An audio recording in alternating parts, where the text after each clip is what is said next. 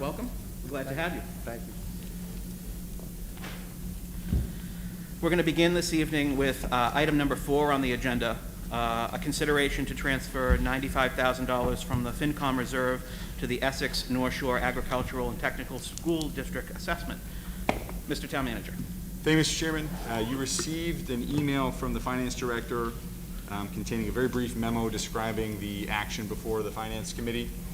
I think as all of you but Eric will recall, last year as part of the budget approval process, the Select Board and subsequently the Finance Committee and the Town Meeting voted to reserve a portion of the requested Essex Tech budget. The rationale being that as the pandemic was beginning to make its presence felt and towns and cities were making real-time adjustments to their budgets to reflect the declines in revenue and the economic impact, the tech budget remained unchanged from the beginning of the process through ultimate adoption.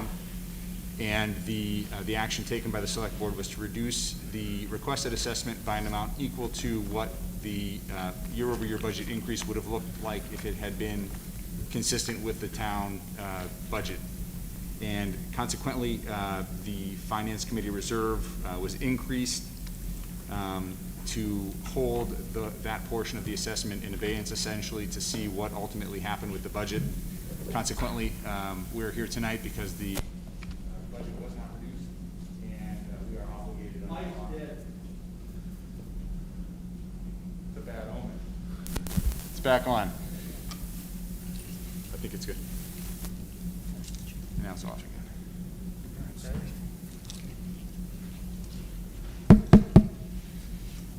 So under the law, we are obligated to pay the full assessment from the school. And so in order to pay our final assessment, requested assessment from the school, the Finance Committee is being asked to release $95,000 of the portion that was set aside. Thank you. Is there any discussion? Just from my standpoint, I understand the obligations that we have, and I am not somebody who generally is all that interested in making symbolic votes. But I believed when we made that vote last year that administration would make a good faith effort to limit their budget and to address some of the inequities that we had given them in regard to their selection process and the budget components, which we're going to talk about later. I don't think they did that, and as a result, I'm not going to vote for this. Thank you. Any other discussion? Is there a motion? I'll move for us to transfer $95,000 from our FinCom reserve account to pay the Essex Tech assessment. Second. Any further discussion? All those in favor? Aye. Opposed? No. Thank you. Mr. Town Manager, if you want to move into the budget overview. Thank you, Mr. Chairman. You received a number of documents ahead of the meeting tonight. You should have received a bound copy of your budget booklet, as well as, I believe, a draft warrant. Not yet. Warrant is online. We will be going through the budget tonight, and I see some of you have printouts of it, but it was shared in advance. It is on the town website, and we have a PowerPoint that we'll be walking the Finance Committee through this evening. Like everything else this year, the presentation process is a little bit different. We'll be providing a high-level overview of the budget, walking through each of the departmental budgets. Tonight, tomorrow night, and Thursday, we'll be joined by the department heads. The budget team will be providing a fairly high-level overview, but we'll have the experts in the room to answer any and all questions you have about the budgets as we go. We will be voting, just as a point of reference up front, on pages 21 and 22 in the budget booklets, you'll find the table of appropriations. Those are the votes that the Finance Committee is asked to take as we go through these budgets on their way to town meeting. One of the new wrinkles this year, we will be going through the proposed capital spending as part of the budget overview this week. Typically, we wait until the warrant review to do that. That's a change that we implemented this year with the Select Board, making it more of an integrated part of the budget process and less of a standalone later in the process. So we will starting tomorrow night, and then on Thursday, if necessary, be going through some of the capital spending that's proposed this year in terms of fleet and infrastructure and the like. So that said, moving along, you'll see on the screen, this is where we are in our process. So after this week, we'll be reviewing the warrant with this committee next 2 weeks on our way to the town meeting in May. I won't read this slide, but this is a summary of the budget policy that is reviewed and adopted each year as part of the budget process. The goals here are consistent from year to year. I think the fact that they remain applicable in the midst of a pandemic last fall speak to the kind of the long-range view that they take. We've practiced fiscal conservatism and budgetary discipline for many years in Danvers, and I think that it has served us well. And these strategies serve as the framework for the budget that we're walking through today. I'll start with a fairly high-level overview on the expenditure side of the budget. What you see here is a kind of a snapshot of what you'll find on page 4 of the budget booklet, just to isolate a couple of things. First, we'll take what's last first. If you see the green at the bottom of that slide, one of the features in this budget that we'll be referring to regularly throughout the evening is the 53rd pay week. This is something last year, based on a recommendation from the auditor, we were trying to phase out and get to an accrued payroll as opposed to budgeting pay weeks in a year, because every 5 to 7 years we face a situation where there's a 53rd Thursday and it artificially skews the budget. So this is one of those years. What you see at the bottom is what the budget would look like if not for that 53rd pay week. And now from the top down, just a couple of notes. The benefits and insurance budget is essentially level funded this year. That is, we're reaping the benefits of the plan design change that we worked the better part of 2 years with our unions to put into place. We had a fiscal year 21, we saw a 2.5% decrease in the premium for the town and the employees. And this year we're looking at a modest 2.9% increase in the renewal. That's coming off of, we had been averaging 6% per year. So that reset last year was pivotal in terms of really dumb luck going into the pandemic timing-wise, because it allowed us to weather the worst of the storm thanks to that. But it's level funded this year essentially. Debt service also appears to be level funded this year in the aggregate. When we get into the budget, you'll see that the tax-supported debt service is increasing, and that's a direct result of the planned phase-out of our use of debt stabilization for the Smith School project. And we'll speak to that when we get to the debt budget. A couple other points I'd make here. The retirement assessment, which is the 7.5% increase, and the Essex Tech assessment, which is a 14% increase. Those two drivers combined account for more than 30% of the total new spend this year, roughly $950,000 of the $2.9 million in new spending across all sectors of the budget. And then lastly, I would point out, it's mentioned in the budget message, but the departments, the schools, the library, the town departments did a really good job this year of bringing in reasonable budgets. If not for the 53rd week, the aggregate average budget increase would be just over 2%, 2.08% year over year. So I want to commend the departments for the job they did putting these budgets together last fall. And all told, you see a budget that's up 2.7%, but again, it would be 2.39% if we weren't accounting for that 53rd week. Before jumping into revenue, I wanted to talk just briefly about some of what we've experienced the past year on the revenue side as a result of the pandemic. This slide isolates the areas where we've been hardest hit as a result of the pandemic. All told, we're down close to $2 million across these categories from where we were a year ago. We had a draft budget put together last January for the select board.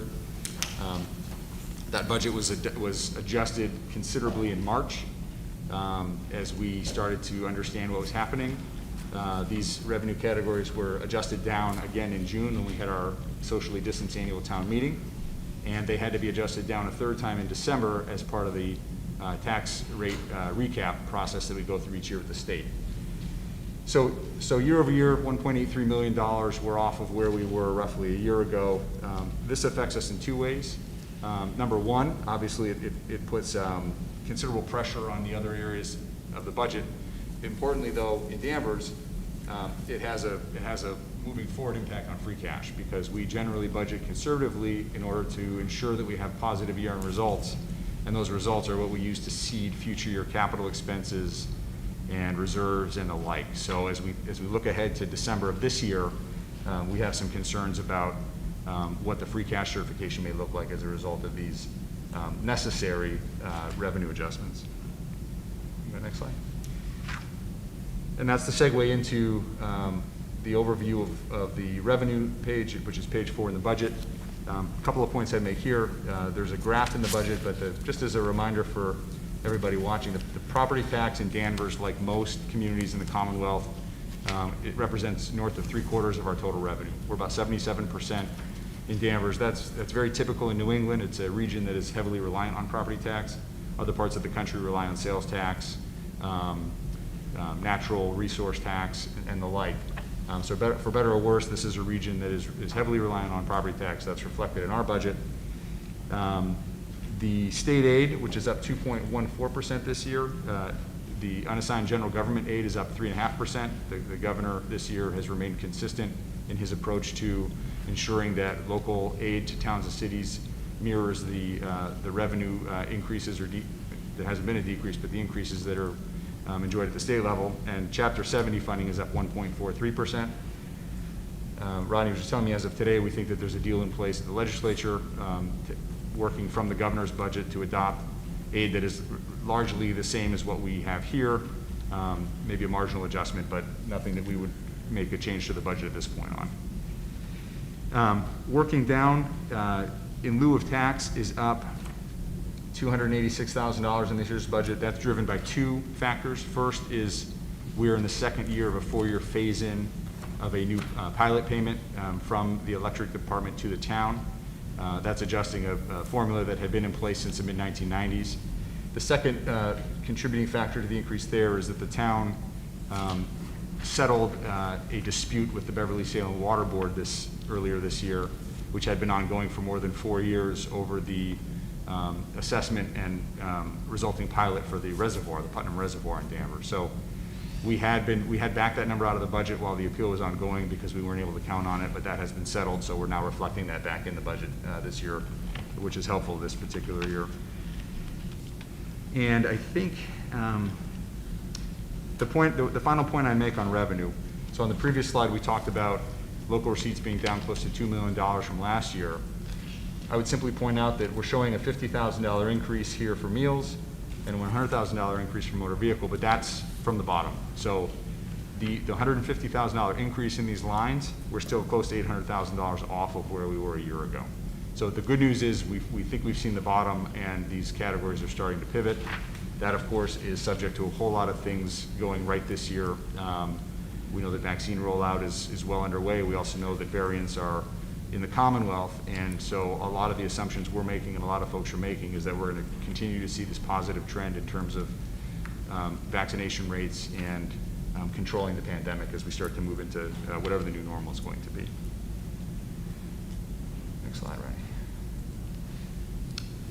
Ronnie. This page, there's no page label on the slide, but Roman numeral 4 in your budget books, you'll find a summary table of the various financial policies that the town has adopted since 2016.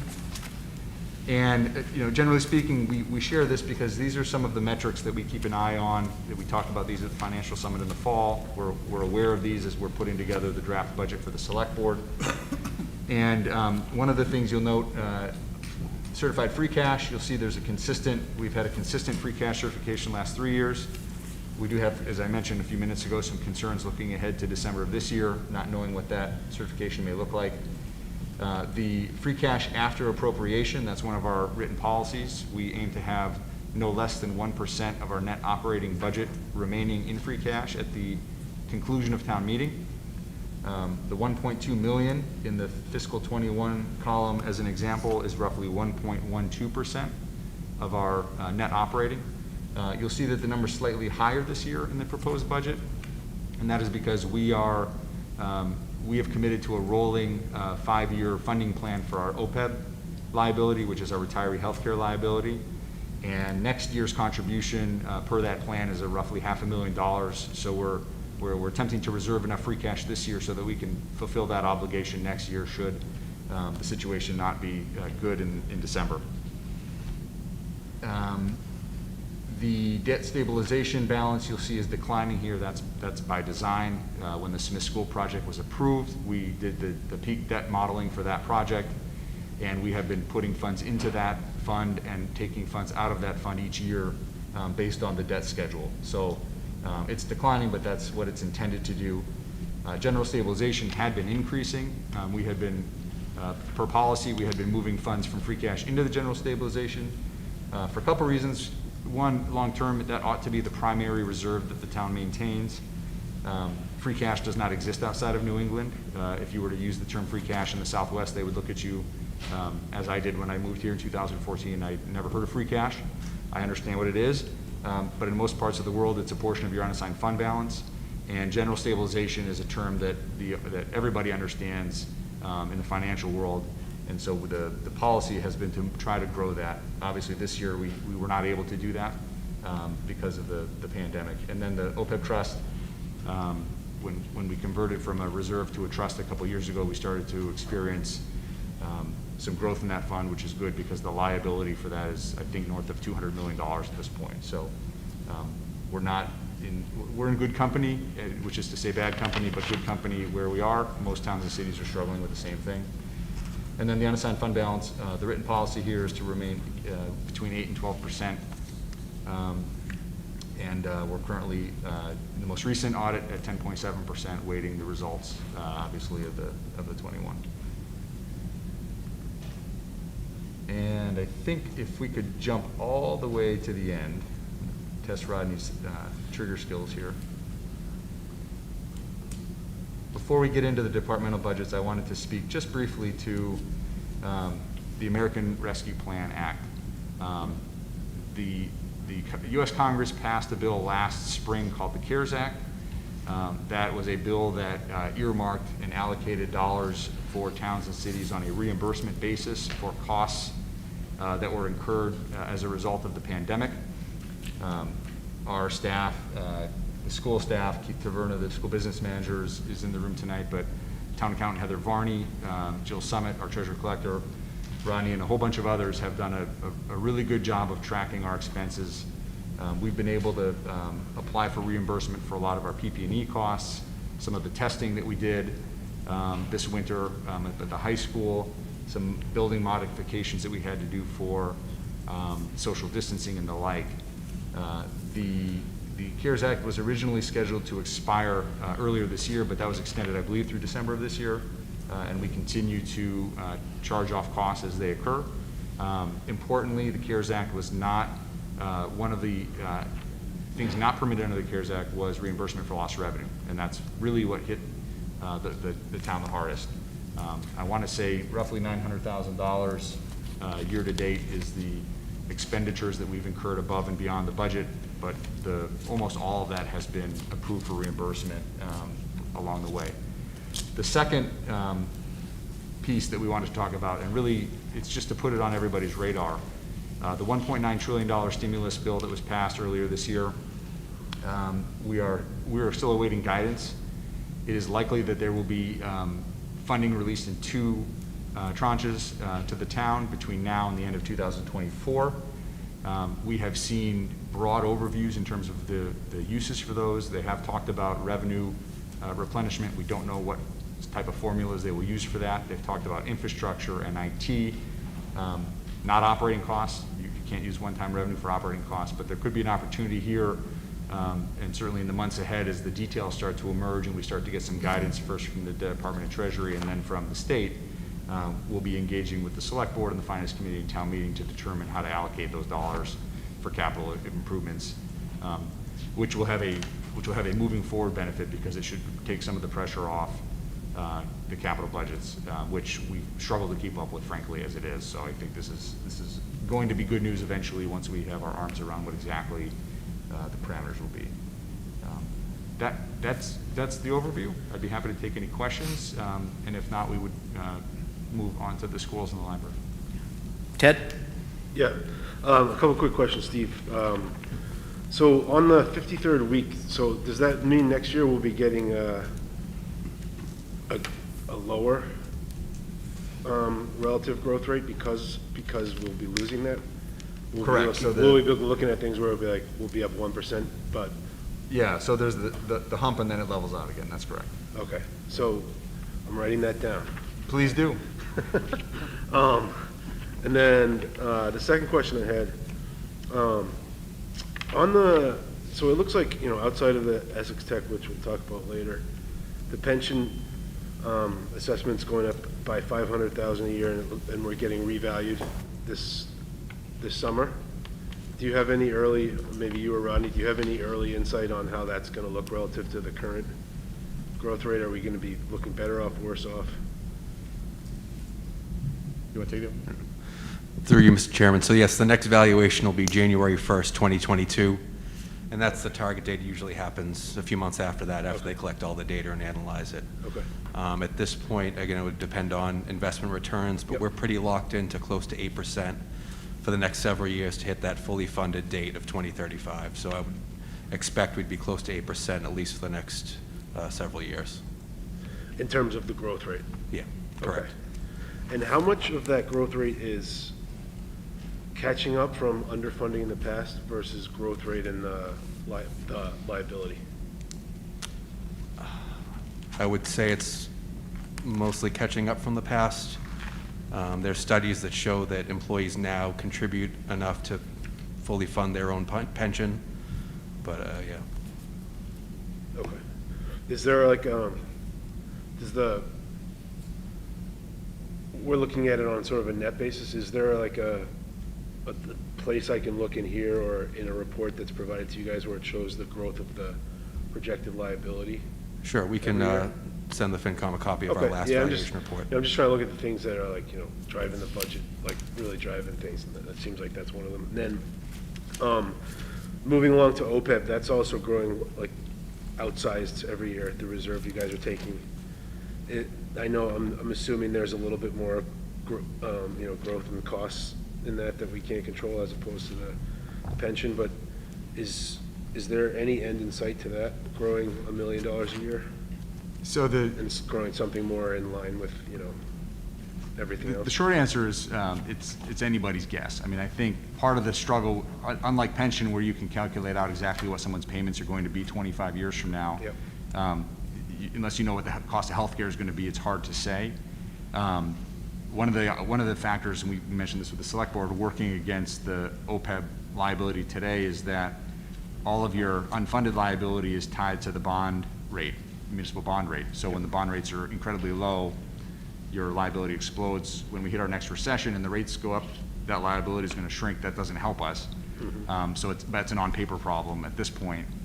The big picture, I think everybody from the governor down understands that this is not a sustainable, for each town and city to have $200 million in liability is going to require some sort of reform at some point, the way that the pension system has been reformed multiple times in the past 25 years.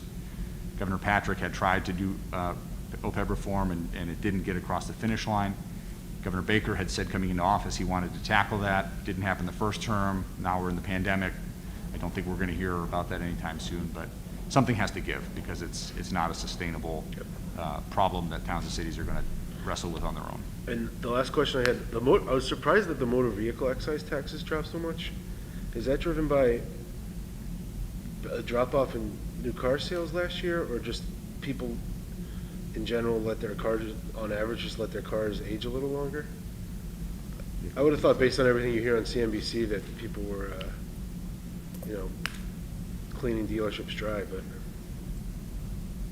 I don't have a good. Yeah, I mean, it's probably a combination of both, but yeah, we've saw a drop in our 2020 final number, and 21, we should know in the next month or so, is the first commitment, which makes up a good majority of the excise tax bills is currently due, so. Okay. We should have more information, but again, based on the 20 number falling precipitously, we wanted to be conservative with the 21 and 22 numbers. Okay. That's it for me. Thank you. Mike? Just to sort of piggyback on that first, has there been any drop in terms of our collections? Have we run into problems in regards to whether it's both property taxes or excise taxes? We saw a slight, very minor dip in the property tax collection, but still over 97%, still a pretty good measure compared to other communities. And excise tax, again, we haven't sent a demand any more than normal. If you remember, the state passed some legislation to extend the due dates on some of those bills, so we saw a delay in payments there, but other than that, it's been more of the routine collection rates. I would want to congratulate you and the entire staff. I think this is either like the 37th or 38th budget that I've had the opportunity to review. And this budget package that you provided us was by far the best in regards to the comprehensive amount of information that we got. And that's saying something, because it's not as if Danvers has been weak in terms of providing the information. So I applaud the entire staff. I know you work very hard in terms of putting the budget together, but this really was really a great job. Just to sort of, again, to piggyback a little bit with Ted, you know, I don't think there's any question that the three things, as we've said a number of times and will continue to push at, that beyond those personnel type costs that we have in regards to benefits and retirement, and then, you know, as we'll talk, I think at some length about at some point, the additional costs that we're incurring as a result of the vocational technical school. And this is a very, very, very thin budget. I would, when we get to it, I think it's tomorrow night, when we get to it, I would be interested in discussing two things when we get to Public Works. Nothing really to do necessarily with this year's budget, but things that I think are going to become problematic for us going forward. The first one is something that we know is on the horizon in a couple of years, but I think we need to begin to look at planning for it, and that's going to be the costs that we incur, significant increased costs that we incur in terms of our rubbish pickup and disposal. And then I do think that we need to look at where we're going to be over the course of the next decade in regards to in regulatory changes in regards to the water and sewer department. And so, you know, if you can just give Dave a heads up that that's something that tomorrow night be interested in looking at. But again, other than that, a great job with the overview. Thanks. Paul? Yes, ditto on the budget presentation. Getting back to, just out of curiosity, I know this was, I think it was mentioned in the March 13th forum you had with the Select Board. The 53rd week, is that something we're going to actually be able to get settled and not have to deal with it every so many years? I got the impression that that's where we're heading, to try to solve this and get it solved. In the preliminary budget last year, we had recommended allocating the funds to transition over to accrued payroll, which would eliminate that. So we're paying for days, not weeks. And so the issue is, most years you have 52 pay periods. Every so often you have a 53rd pay period. There are different ways to approach that. I think historically the town had set aside $50,000 a year into a reserve to have that available. But the auditors for a long time have been saying you really need to just change tracks and do accrued accounting the way that most organizations do. So whether it's next year or the following year, it'll likely rely on part of the residual that Ted referenced. Once we're through this 53rd week, there is a cost associated with making that transition, but then the problem goes away forever. Okay. And I might have missed it, the glasses are fogging up, but what is the amount of money we have available now for free cash going into town meeting prior to the warrants, et cetera? I think it's 5.59, 5.6. Is that what it is? Yeah, okay. And we're looking at about 1.8, is that what the figure, something around that area? So the local receipts revenue categories were off a little over 1.8 million year over year. Okay, all right. So the other, and it'll come up during Public Works, but the other thing, so you either have revenue that exceeds that projection or expenses that come in under. And 2 years ago, or 2 winters ago, we had a very mild winter. We had more than $1 million in our snow budget go unspent. That is not the case this year. So we have the lost local receipts. We also had I guess a normal winter. So we've used most of our snow budget. And so those are both going to affect the free cash certification this fall. And lastly, I noticed also in the Select Board's presentation that time and again, and we're negotiating with, I believe, 4 groups of Is that right? We have 7 7? unions on the town side, and the schools also are negotiating with the teachers currently. Okay, and none of those are settled yet to this point? Not yet. Okay, okay. All right, that's it, Mr. Chairman. Thank you. Mike? Yeah, I just wanted to go back to that free cash again. It was like the state, when you had approved for 5.6 million, is that right? And you're expending 1,858,235. You want to go back? All right, okay. It's according to your report. So the certification in December, January of this year was 5.59 million, and over the course of the next 2 weeks, we'll walk through proposals that will use all but 1.76 of that. And so the adopted financial policy says that no less than 1% of your net operating needs to be held in reserve. So we'll be north of that this year because we're making sure that we have the funding in place to fund next year's OPEB contribution as well. When you use those figures, you come up approximately with a balance of 3.7. But on page 19, you're estimating only 1.759 in 2022. If I could, Mr. Manager, so the 1.76 is what will be remaining. We're going to recommend over the next 2 weeks, 3.8 million in free cash spending. So we'll be spending 3.8 of the 5.6 with 1.8 left over, yeah. So you're going to be taxing to the max this year, is that right? So you got any buffer in there at all?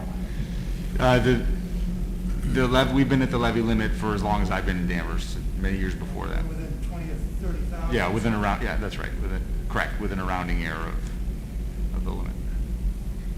And, just as an aside, do you have an estimate as to when the town hall will be open again? So we're open now. It's an appointment-only basis. We're Yeah. still under restrictions in terms of the number of people who can be in the building for the state reopening plan. We had a new health director start a week or so ago. We want to give him a chance to get his arms around the data.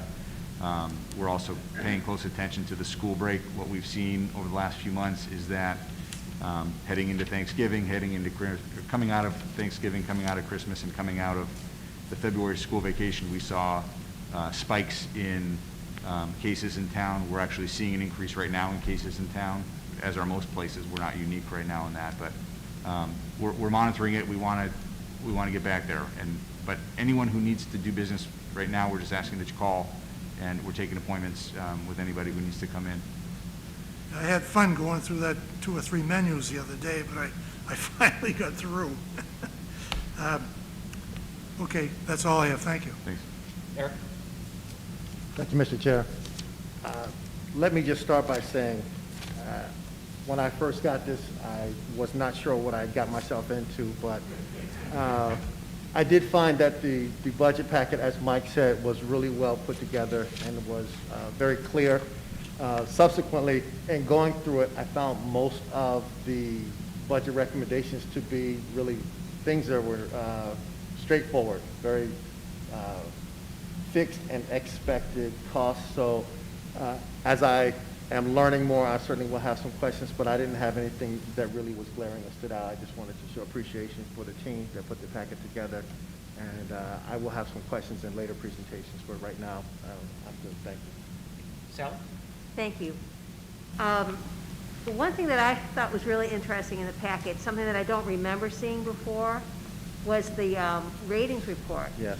From S&P Global. Very good. And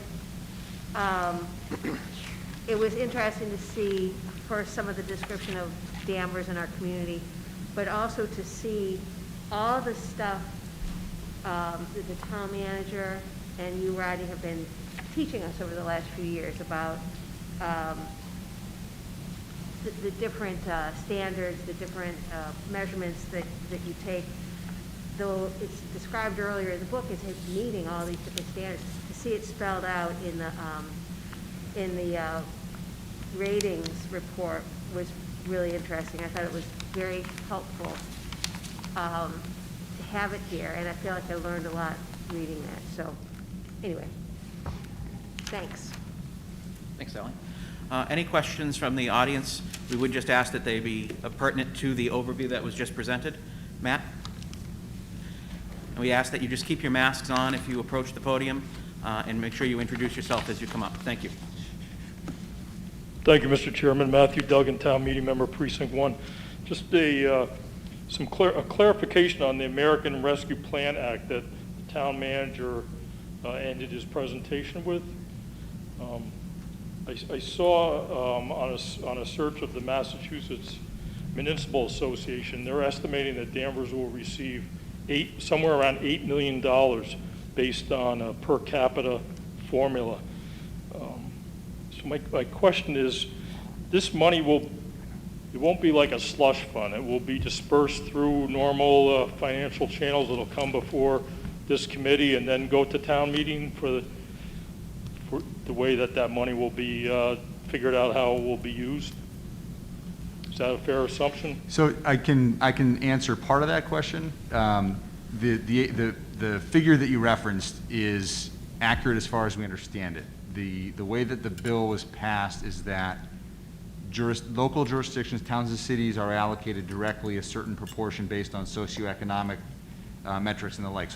So the direct aid to Danvers under this bill is $2.7 million. A second appropriation is made to counties. In places like northern Michigan, where I grew up, where you have county government actually providing a lot of direct services, that's going to go directly to the counties, and they're going to use it. Essex County at this point is really just lines on a piece of paper, so it's unclear yet how the secondary piece, which would be the 4.8 million total. 8 minus 2.7 leaves a difference. That's the amount that will. It's a long day. We don't know yet, but that's the same number we've seen, and we need to see the guidance. But yes, we assume it'll have to go through a process where it'll be appropriated out. Okay. Yep. Thanks. I just wanted it to be kind of out in the open and have, town meeting weigh in on how that money would be used. There's only 4 different categories that it can be used, so it's not just Correct. Spend it wherever. You're required to spend it in certain areas. Thank you, Mr. Chairman. And just to echo that, so first of all, it's 5.3. I just did the math in my head. I want to make sure everyone is comfortable with the fact that I can add and subtract up to 8. But the 4 categories you've described, like a lot of federal legislation, they put out the broad categories, but all will depend on the details from the Department of Treasury that then get interpreted by the state, most likely DHCD, along with the governor's office, and then direction will be issued to towns and cities, and that'll be the marching orders that we follow. Okay. Any other questions from the audience? Great. All right, let's move on to the schools. We have Chairman of the School Committee, Dave Thompson, and Superintendent Lisa Dana, and Assistant Superintendent Keith Taverna with us this evening. So welcome. Thank you very much. And I'm just going to get us started with a brief overview. As the town manager mentioned earlier, the budget was developed in partnership with town management to ensure that it falls in line with expectations in the overall town budget. And I'm going to pass things over to the superintendent and assistant superintendent in a moment, but I just want to give you some highlights. We feel the budget is fiscally responsible for the following reasons. We budgeted for the in-person return of all students next fall. The majority of the increase goes to contractual obligations, as it always does. There's only 1 new position, a teacher's aide at Highlands. We are in year 2 of a special education plan utilizing reserve funds from 10 students that moved into the district in fiscal year 20. And there are small increases in non-salary for elementary science and math that prioritize student-centered curriculum to allow for more student engagement. So with that, our proposed budget tonight is $44,763,035, which is an increase of $1,170,880, or a 2.69% increase over fiscal year 21. And with that, I will turn things over to Dr. Dana.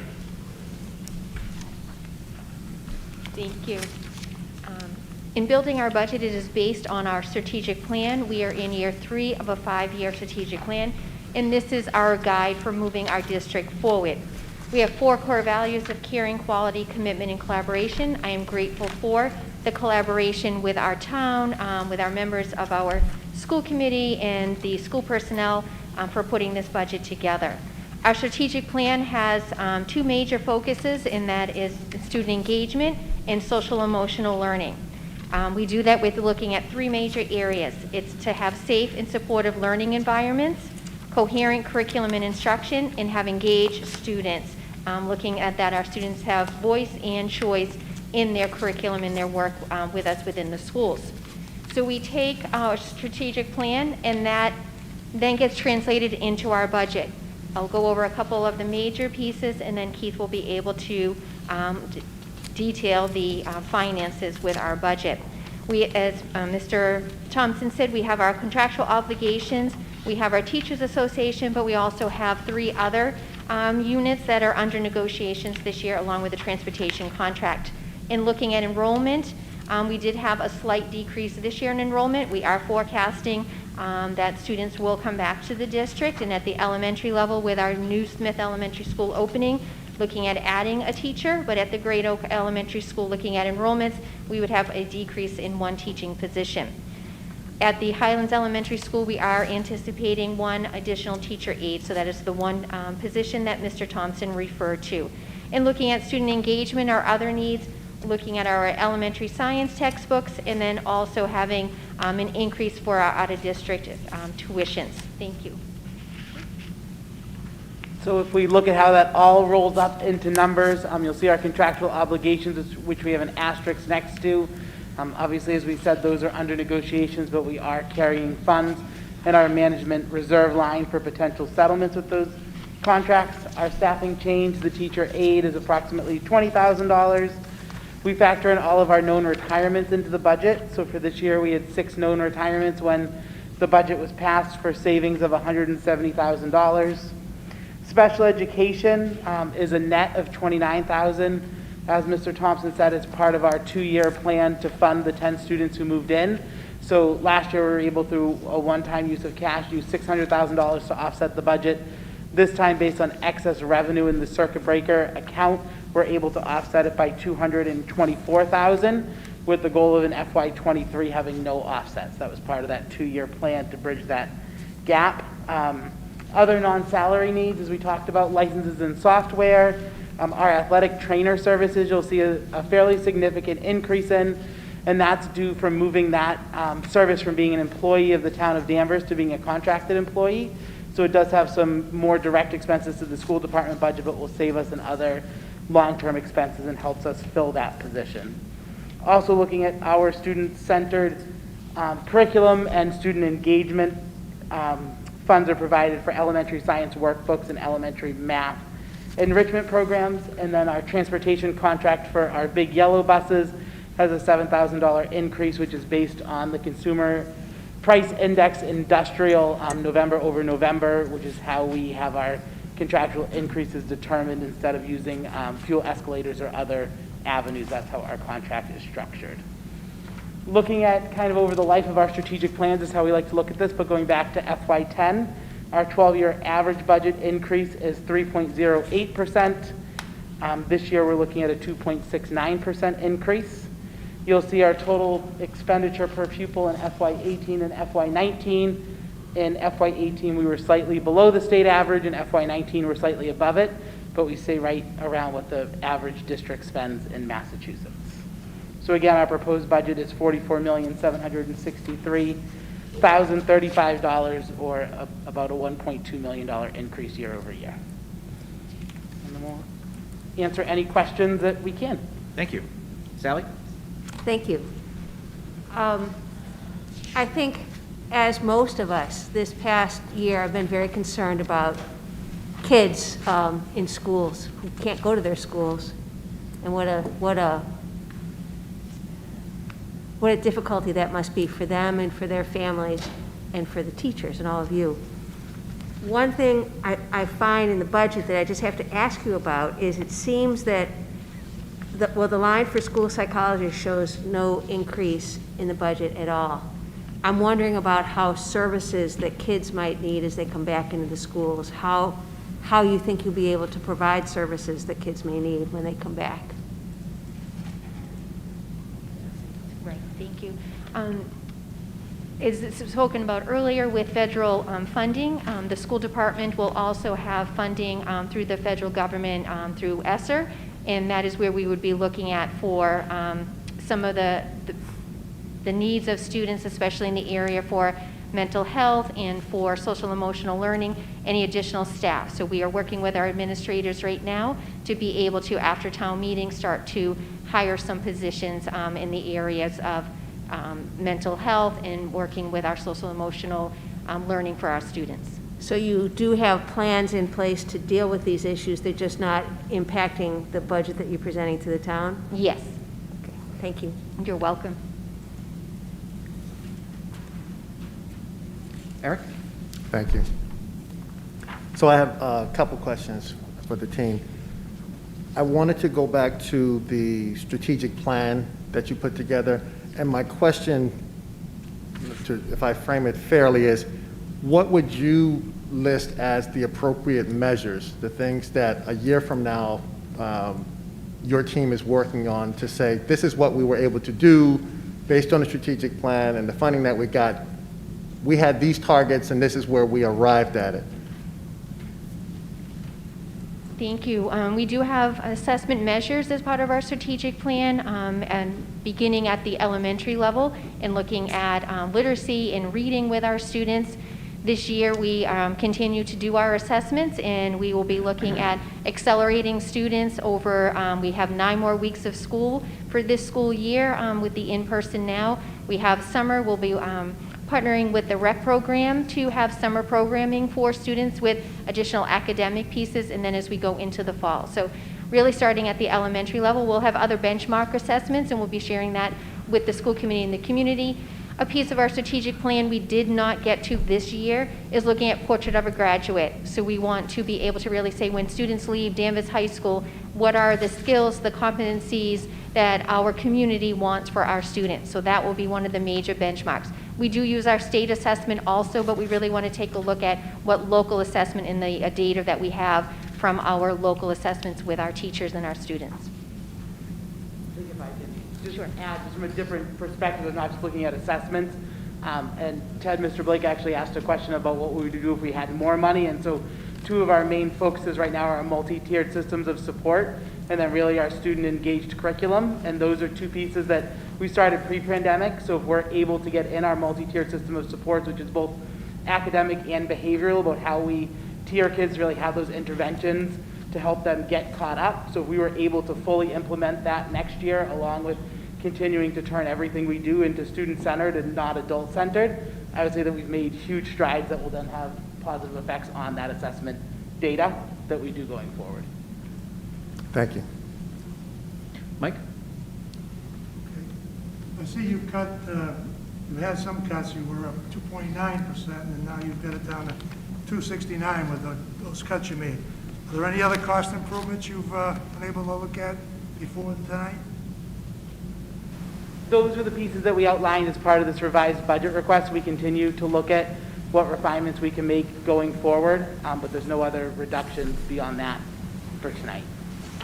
Okay, A7 library books, another 47,650. Do you need to do that every year?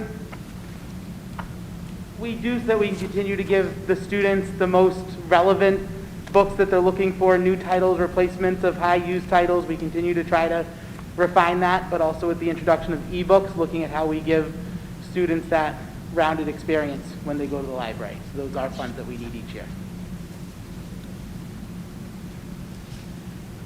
Goals, A5, on the block of goals, achievement metrics by the end of all those grades, grades 5, 6, 8, and 10, you got MCAS scores 60, 60, 60, and 90. Is that by the end of 2023, or is that the projection? That's what you want to attain by then? It is for a 5-year plan. It was for 2023, yes. So by the end of 23, you're trying to reach those lofty goals. Yes. I hope you make it. Thank you. Back to A6, I know this is taboo, management reserves, but I guess the question is, there's going to be two new school committee people, evidently, coming up in the election, and I hope they give some serious consideration about the 15-step contract. So that's more of a comment than anything else, because that'll be the school committee looking at negotiations. C-10 guidance counselor.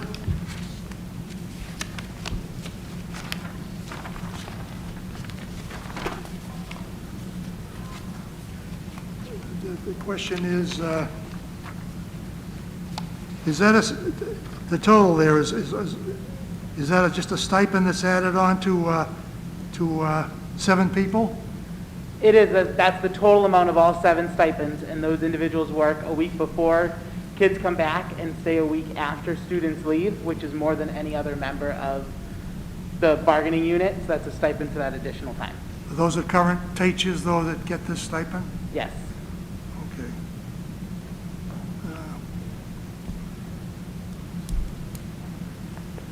D11.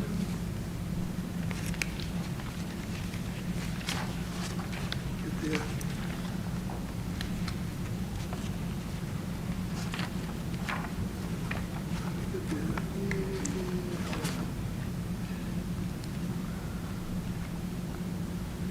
Why are we funding cell phones? 80707. Part of that 32,000 evidently is for cell phones. Why are we funding cell phones? It is part of, I would say mainly for safety and for communication. So, for example, for myself as the superintendent, to have a cell phone and to be able to be reached at any time that the school and the community needs me. So we have different administrators for safety and for that ongoing communication that have cell phones. And for our bus and van drivers, a lot of private transportation companies, they have two-way radios. We as a town do not have two-way radios in the vehicle, so they each are given cell phones with a particular set of protocols so that we can reach them in case of an emergency or if they need to reach us when they're out driving. All right.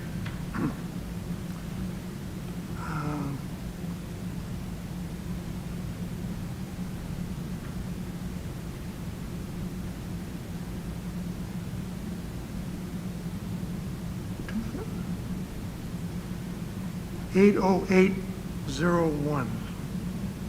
Oh, regular busing. So I have a question on that.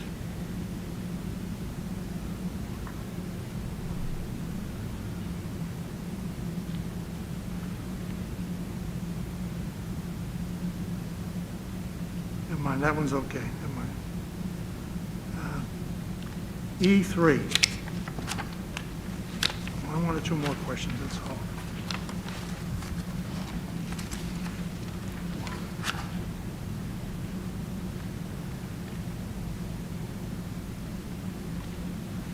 Future school projections for 2022. There's a difference of the projection of 444 students. Do you agree with these projections, or do you think they're overinflated? I think in hindsight, they were not completely accurate. The past projections we've done through the same avenue were spot on within a student or two. This latest round of projections from MSBA is, they were not as accurate as we anticipated.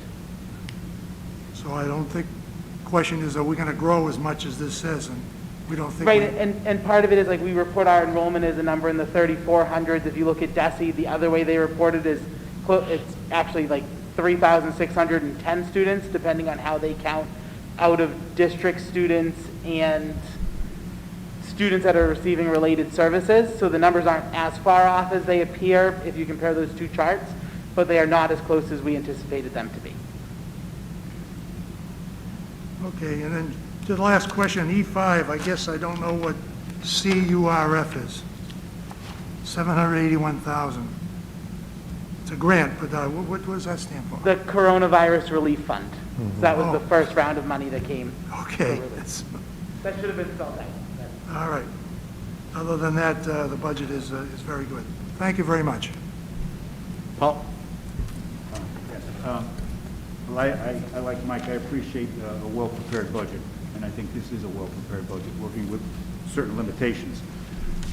One thing popped up, and I was just concerned, could you define what emergency lighting means at the stadium? I couldn't understand that as far as emergency lighting. Is this during contests if lighting was to, for some reason we were to lose lighting, or is this like a safety at night lighting? No, it's more lighting that if there was a power outage. If there was a power outage, so if we had a full-scale event in the stadium, Yeah. and there was a power outage, to have the lighting work so that there's emergency egress. Would we be able to still conduct the event? No, Okay. but we'd be able to get fans out of Fans out the of the stadium building, safely. yeah. Did we put that in when we built the stadium, or is this something new? It's something that we need to go back and enhance. Say that again? It was not in the original. It wasn't in the original? It was not. No, okay, fine. And another thing I mentioned, I noticed on D7, and I was just curious as to the expansion of it and how much it entails. It was I believe, if I'm reading it correctly, you're taking the athletic trainers and you're outsourcing. Is that correct? We are. Okay, now, how many trainers does that consist of, and/or is it just when we have an event going on? We get one trainer every single day that comes to school for practices, games, and then they provide supplemental services if we have more than one game that requires a trainer. So football, hockey, they always require a trainer to be at their game. So if you're running events simultaneously, you need to have two trainers to go to that. But it's one trainer every day to come to the school primarily, plus All that right. overflow service. If you're in between athletic events, or if you're, let's say you don't have an event on a certain day, any time of the year during school session, is there a trainer in the building? No, there's not. Okay. So then there's no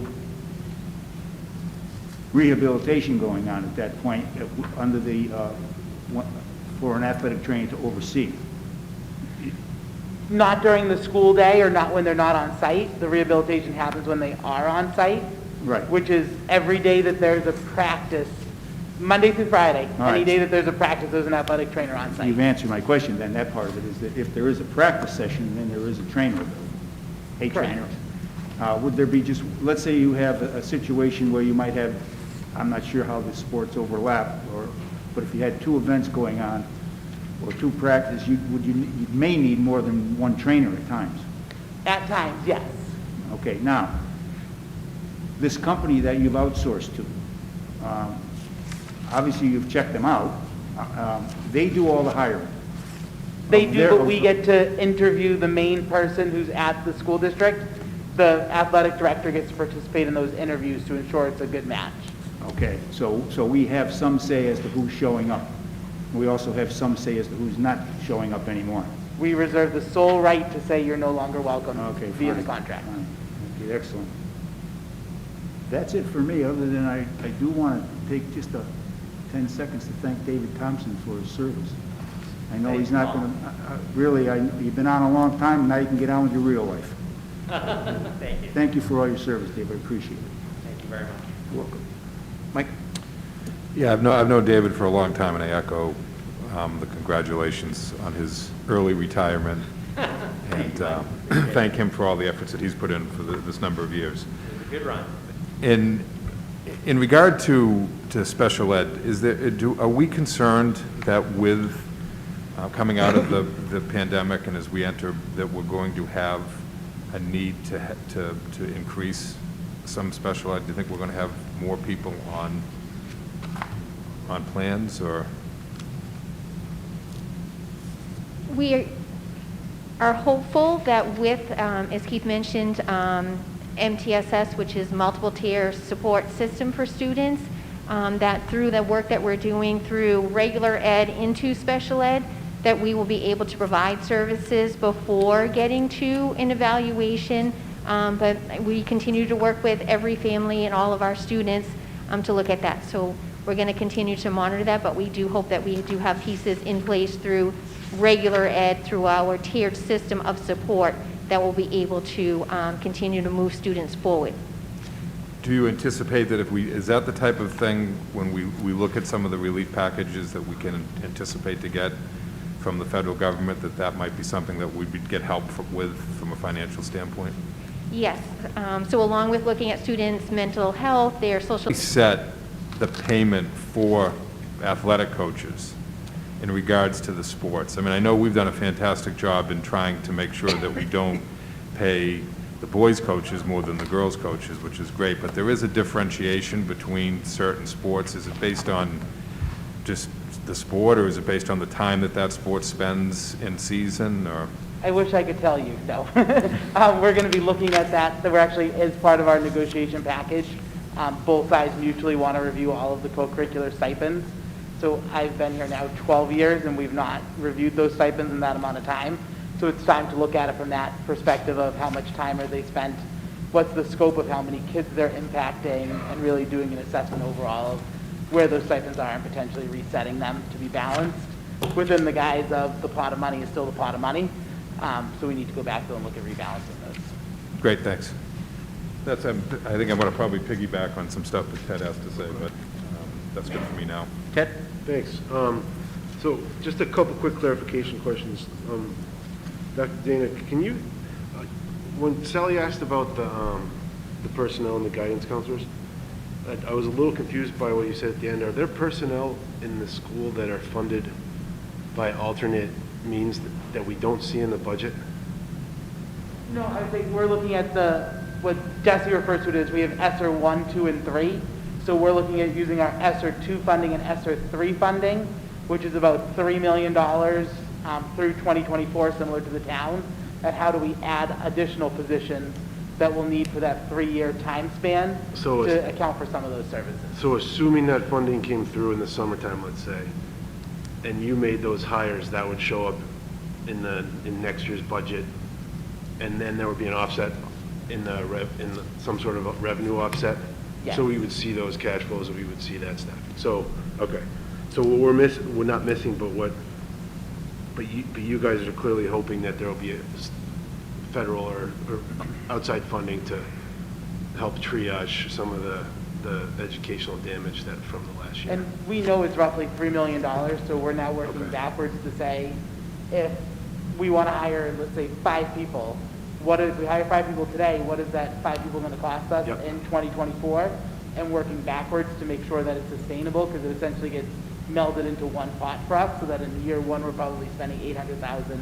In year 2 we're spending $950,000. In year 3 we're spending $1.1 million, to make sure that we're not coming back to this board and saying we need more out of the tax-supported levy for these positions that we added. And then at the end of 2024, being very conscious that there will be some sort of cliff for the school department, because it's structured differently than how the town grant is structured, specifically meant to hire these types of positions.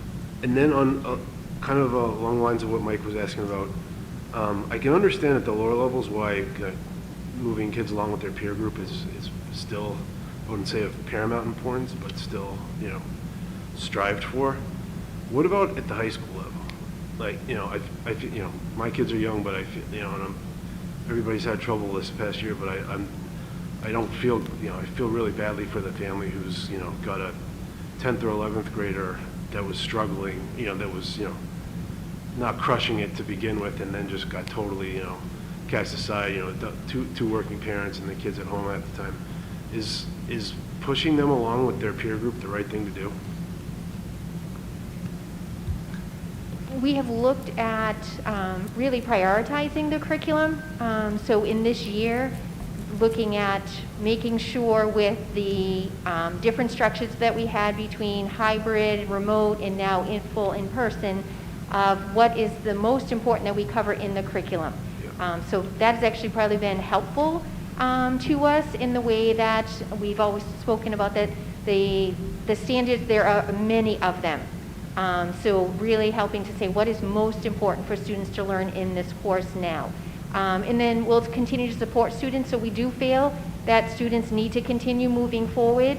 And speaking about the summertime programs, we'll have additional options during this summer to support students also, but they really go by a course also, so we are looking at then helping with the curriculum transitioning from this year to next year, for example, with high school students, if they're going from Algebra 2 to pre-calculus. What are those pieces that maybe the pre-calculus teacher may need to go into more depth with into the next year? So it will be a couple years of looking at the curriculum as we go through for this group of students this past year. Okay. If someone wanted, if a child wanted a do-over, quote unquote, would they be able to get one? If somebody wanted to repeat a year? It's not as easy. You're probably laughing because nobody ever asked. No, I would, not at the, we do get that question, and we really look at each individual student. It's not our first choice, it's never our intent to have a student be retained. We really want to look at the progress that the student's making and all of the factors. So we have received a couple questions so far, but we will continue in in working with principals at this time of the year is to say, we still have, when we brought our elementary and then secondary last week back, we still have 10 weeks of school. We have to use all 10 weeks of that learning with the 5 days within school for all of our students to support their growth before making any decisions. But again, we will work with every family and to assess it, but we really want to look at the students' data, where they are, and the learning piece, it's the academic, but it's also the social emotional learning and putting all of that together for the full picture of the student. And usually that means that they should be moving forward with their peers, and we'll continue to help them with any of the content and the skills that they may need. And then on the special education, I know we had 10 students move into the district last year. What was the net number of students this year between folks that graduated and moved into the district? So it's been net 2 additional this year. 2 additional. And have we been able to migrate any of the folks into in-district plans? I guess this year might have been harder than most. This year is not the best year for that, but we continue to try to build those programs that model what the out-of-district programs are to keep the kids here in the least restrictive environment. Let's see, got that.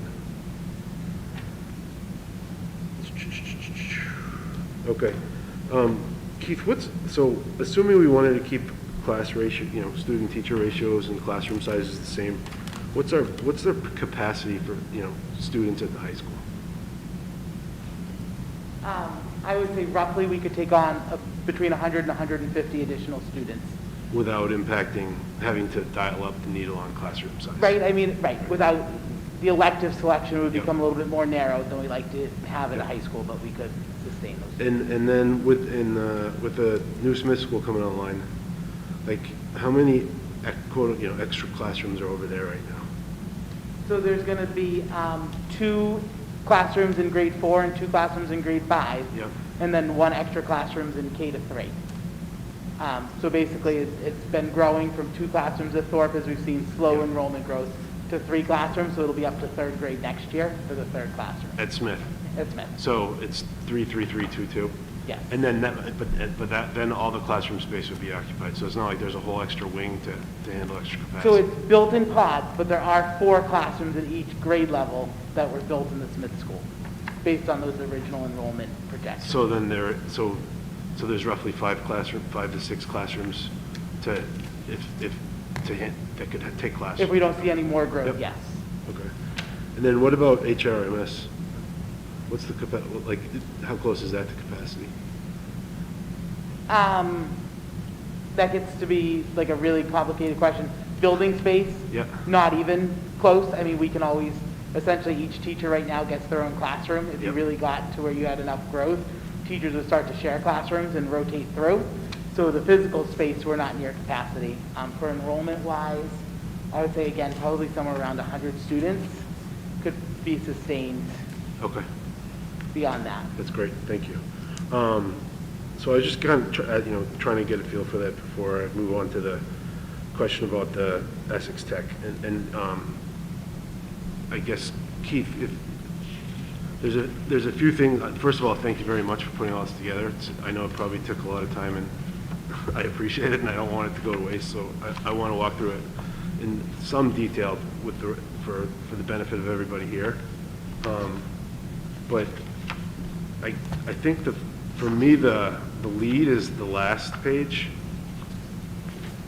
where our level spending in the high school is about $8,600 per student. And level spending at Essex Tech is 11,600. And, you know, I've been watching this for several years now, and every year it seems like in our meeting and in other meetings as well, people look at our assessment versus what the Danvers Public Schools spending per pupil is. And we lose a few things there. First, it sounds like there's other spending that goes on at Essex Tech that isn't included in our assessment, which I think is captured in the first page that you sent out. Is that fair? And then within Danvers Public Schools, what % of our budget is on sort of out-of-district placements and special ed programs? 10 or 11%? 10 or 11%. Ballpark, yeah. It's in excess of 4.5 million, and our budget's about 45 million. So, you know, what you've done, and if it's fair to characterize in layman's terms, is we've quantified the variable cost here of what it costs to educate a high school student. And to educate somebody in district, a regular, normally performing high school student at Danvers High is $8,600. And when they matriculate to Essex Tech, the assessment to the town is twice that. Is that fair? I would say that It's 16,000. it is, The right, it's assessment to the town is 16,000, but at the same time, right, I think comparing it to the 11,600 number Right. would be more accurate, so it's still $3,000 more student than it is for Right. Danvers High. Okay. What's the best way for a committee like ours in the town to measure efficacy of spending on a vocational school? And I know you guys don't want to answer this, but I want you to answer it anyway. I think the state is wrestling with that question as we speak, Ted. I know that there's been a lot of press lately about the admissions policies at vocational technical schools, the student populations that are being served versus, that should be served versus are served, so I think it's tricky to put them on the spot. Okay. I'll try to take that one and redirect it a little bit, but I think that is the question. So let me ask another question. Similarly tough, but what, in your opinion, is the, you know, because there's a lot of concerns. There's budgetary concerns, but there's also educational equity concerns.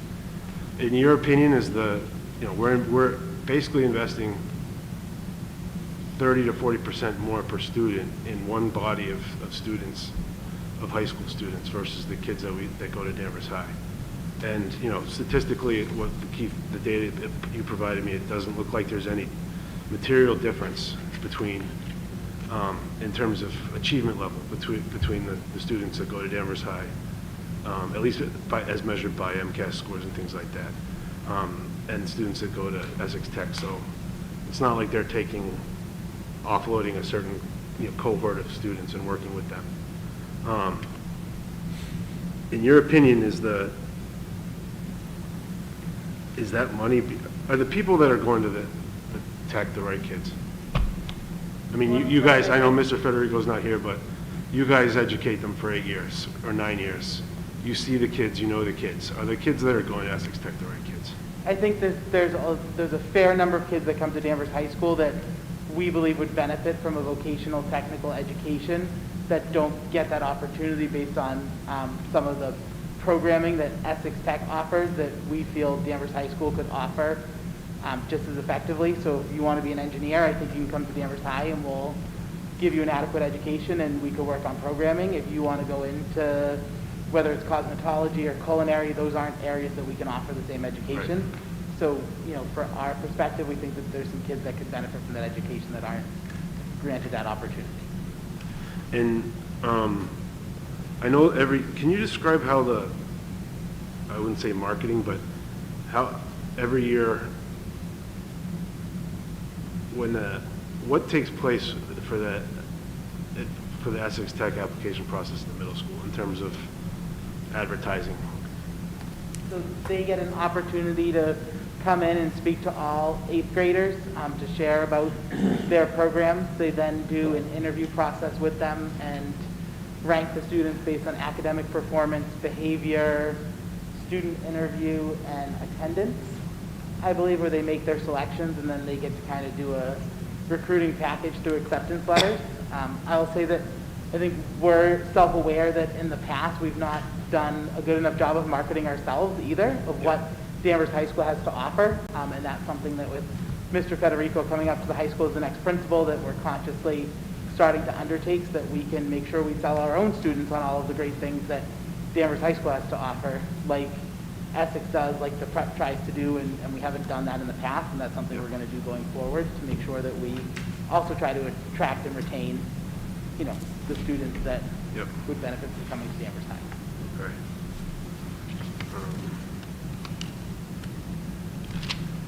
I think that covers most of my questions. I just say, you know, like I said, to me it's about, and especially in a time where there's a town budget that's under a great deal of duress, and we have certain line items that are bound to grow materially higher than our revenues every year for the foreseeable future. I think we really need to reevaluate where we stand with our relationship with Essex Tech. That, to me, our support of that school has been unconditional, and I mean that in a good way, and I mean that in a bad way. I don't think that the level of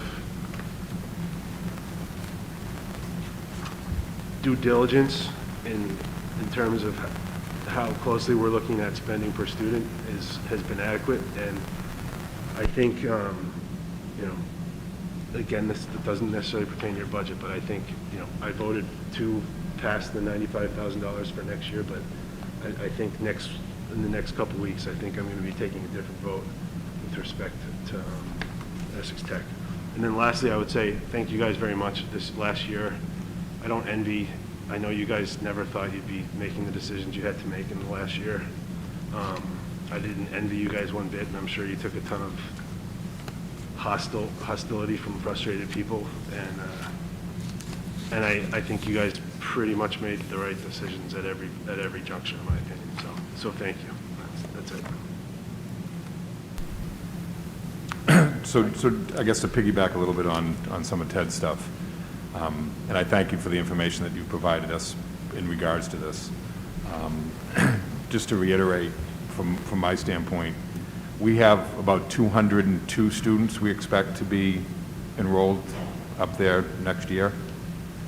But as a population standpoint, if we look at our percentage basis based on the population, the overall population, that's about double what we would anticipate. We should anticipate about 110 students. That's correct. In terms of that cost, that in essence means, I think you had said to Ted that we could absorb those 100 students back into Danvers High School at virtually no additional cost to our budget, just because of the way it works. I mean, I know, and I appreciate Ted's talk, because I think it's really important to talk about that per student basis that he used. But it's sort of like I always was told, you know, the only student who pays the full rate to go to college is the student that doesn't go there. That, you know, almost all students get some form of financial aid.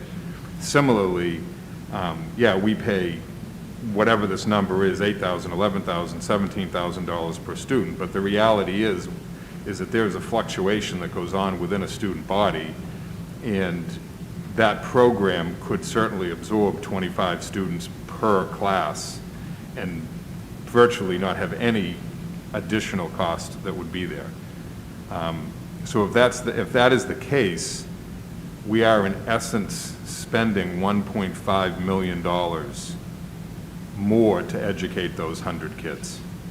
Is that a fair way to look at that?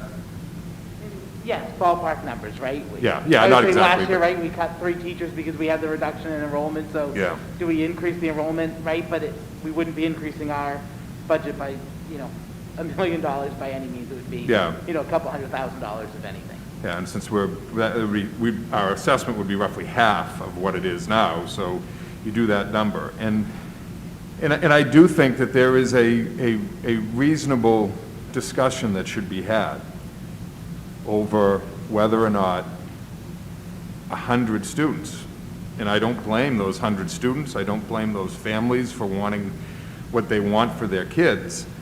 But as a district, we are expending $1.5 million that we would not be, that would be able to be spent someplace else. Whether it's within the education budget, whether it's in the general budget, hiring more police officers, hiring more firefighters, providing benefits, better benefits for our employees, giving additional programs, paying down debt quicker. There are choices that have to be made here, and we have made a choice that we are expending that $1.5 million to educate 100 kids. And the question is, are those 100 kids being better served by being at the Voc Tech School than they would be served at Danvers High School? And I think you gave, you know, it's not fair necessarily, and we'll ask the same question when we get to the warrant article. I'm sure we're going to get a different answer, and probably one that includes all kinds of wonderful anecdotes about kids who are going to veterinary school. But the reality of it is that you've given an answer which I think is very fair and should lead us into a discussion with that. And I applaud Ted for the work that he's done, and again, I thank you for that. But I do believe that as we go forward and we look at this, we need to put that into perspective, that this is a relatively small percentage of our students. And it's not like kids that go to St. John's Prep or kids that go to private schools. We lose something in our program when we lose those kids. And I agree with you that we aggressively need to try to convince all the kids to stay in the school. When a kid who's a prep kid or a private school kid leaves, we lose a student that's probably going to be a leader within our school. And that does hurt our program. But it doesn't cost us any money when a kid, we're not making financial choices from that standpoint. And so I do think it's different. But Can I ask one last question? It's sort of related to what Mike was, and this is mostly educational for me. The school choice program that some districts participate in, it seems like every year the district's required to take a vote, and Danvers has pretty consistently opted not to participate.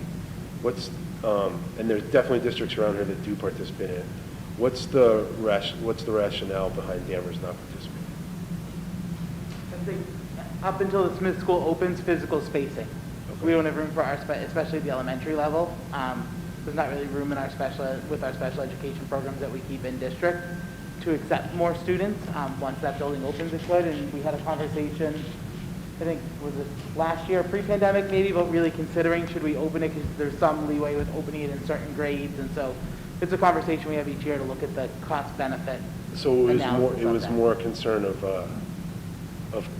inflow capacity rather than student migration elsewhere. Because our students can still go out. So if they want to go to Beverly and Beverly has school choice, some of our students could still go to Beverly. So it's really an intake question because the outtake is just wherever other places are doing the intake. Okay, that's it. Thank you, guys. Paul, you had a follow-up? Maybe you just answered it, Keith, but Danvers doesn't participate in school choice. Is that only on the intake, or? Correct. Now, children if the parents want to send them Peabody, surrounding towns, they do that. They can do that. As long as that town has intake Yes, on there. okay. For instance, Beverly. Who ends up paying for that now? We do? We do, and it comes off pre-Chapter 78, right, off of the cherry sheet before it makes it to us. And that number, I believe, has been relatively stable for a number of years with what that tuition is. All right. We're talking about the tech, I believe, I'm not going to get to exact figures, but somewhere around 19,000 a student? Is that correct? Yeah, 19,700. Give or take, okay, right, 19,000. As an example, and what does it cost us to send a child to Beverly?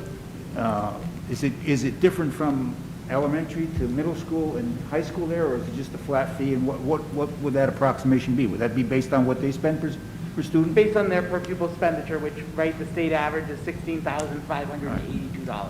And presently, we're spending slightly more than the state average, isn't that correct? We are. Whereas in years past, we weren't. We were slightly under. We've been Right. right around the state average for a number of years. All right, and I've heard a couple of numbers, and I appreciate what Ted and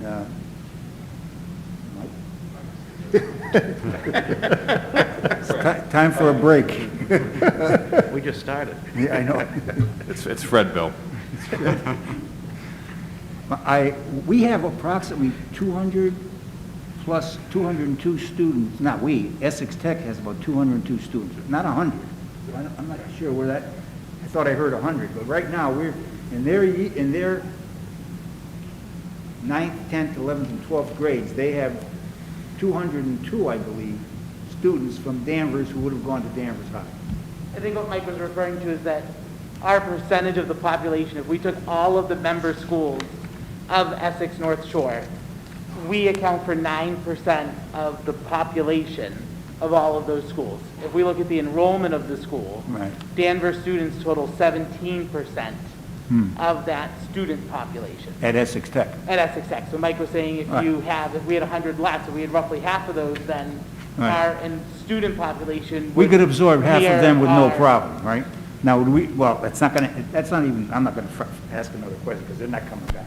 All right? Those 200 kids aren't coming back, trying to walk in the door, all of a sudden, so that's not a discussion point, maybe. Boy, I'll tell you what, I don't know about the rest of the committee here, but we've got to, and I agree, I think we've got to have some discussions beyond this year as to what we're doing with the town, because it's a pretty good stiff bite. And I'm not so sure, and I've been a supporter of this school, the Essex Tech, forever, way back. But we don't seem to be getting, maybe I'm missing the point, but I'm not sure we're getting the benefit as a town regarding budgets. We might have, we didn't anticipate this, I guess that's what I'm saying. I'll leave it at that. Thank you. Sally? Did you have something? I don't. Okay. Eric? I did. 3 follow-up questions along the lines of what we've been discussing. Would you say the question around students from Danvers going to Essex Tech is a student retention question, or is it a marketing question?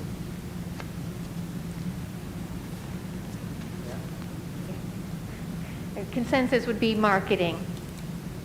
And so my question then is, in the budget, have you anticipated doing more marketing, as was alluded to in the budget? So have you accounted for that in this budget or not yet? We have not as for a cost, but in process. So working with Mr. Federico, who is the principal here at the middle school and has observed it as the middle school students, 8th graders applying, and now will be our high school principal next year. He is working on the information to make sure that we are providing all of our 8th grade parents and students more information about Danvers High School and the programs than what we traditionally have. The other piece is, so yes, I would say a marketing piece, but it's more for us, it's the process for admissions that we do not have control over. So we'll continue to do our pieces that we do have control, but right now, and Mr. Rother has shared that the state is also looking at the admission policies for all of the technical vocational schools in Massachusetts. We want to continue to look at equity for all 17 districts that are part of Essex Tech. So looking at it by, as Keith shared, looking at the population of each district. So for our population, about 8%, did you say 9%, that's what we would expect for students at Essex Tech, but we have double that at Essex Tech. Thank you. So you answered one of my third question, so Can I just add something real quick to that? I think the administration has seen this, coming the last few years, and one of the things they've done is they applied for grants from the state, which we're in the second year of, or heading into the second year of at the high school, for a Pathways program, because we see kids, interests are changing, and have changed over the years, so there are pathways for engineering, and pathways for business, and there's 7 of them, right? 7 different paths that kids can now, coming in as freshmen, say, I'm really interested in that particular future, and take courses that go down that path, similar to what they would do at a technical and vocational school. Thank you. And then, so my last question on that is, have you put any thought into the materials that are on the website? Because I think we certainly get outperformed there when someone is looking for information. As a newer resident, I think I found the Essex Tech site to have a whole lot more sexy information, right, to pay attention to than what we have, and so have you given any thought to that? And I think, yes, we try to continually do it, and then one of it is like the graphic editing, like all of that is one of those innovation pathways. So we're also trying to start to make connections with our DECA program and the different innovation pathways about how we revamp some of that and revamp some of the materials. So when you ask like what the budget is, I don't think it's necessarily a dollar figure. I think it's also just making sure that we're leveraging our resources and the people that we have between administrators and students to make sure that we do a better job of selling ourselves. We just have to make that conscious decision now, and we have made that decision to actually do it going forward versus being just a byproduct in the past. Thank you, I appreciate it. Thank you. Any questions from the audience? Bill?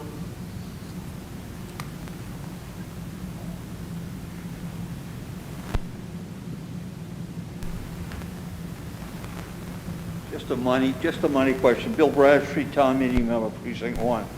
The question was asked about the expenditure for the lights, emergency lighting. One question would be, have the standards changed? Two, when they were installed, when the building was put in place, were they proper at that time? The replacement, is it going to affect in a positive way, or just it's still going to be the same thing as far as lighting? It's just a money question. Thank you. Keith? So that was actually in our multi-year budget request. So before we actually spent that money, we would be coming back to you with a lot more specifics around that project through a DPW warrant article. So in our budget in the appendix, we try to put an outline of everything that we could see coming in the next 2 years. So I would say it is up to code. It was up to snuff when we built it. We just opened it and said, what would happen if this happened? And it was just something that was overlooked, but isn't required via code or anything. It was just more of our, hey, this would be a good idea. When we were out there one night, I think, and I forget what event was, and it went off, and it was just staff, but it was like, wow, it's actually, if you're in these bleachers, it's kind of dark. We need to consider this and put it together a plan. Thank you. Any other questions? Mr. Zubrick?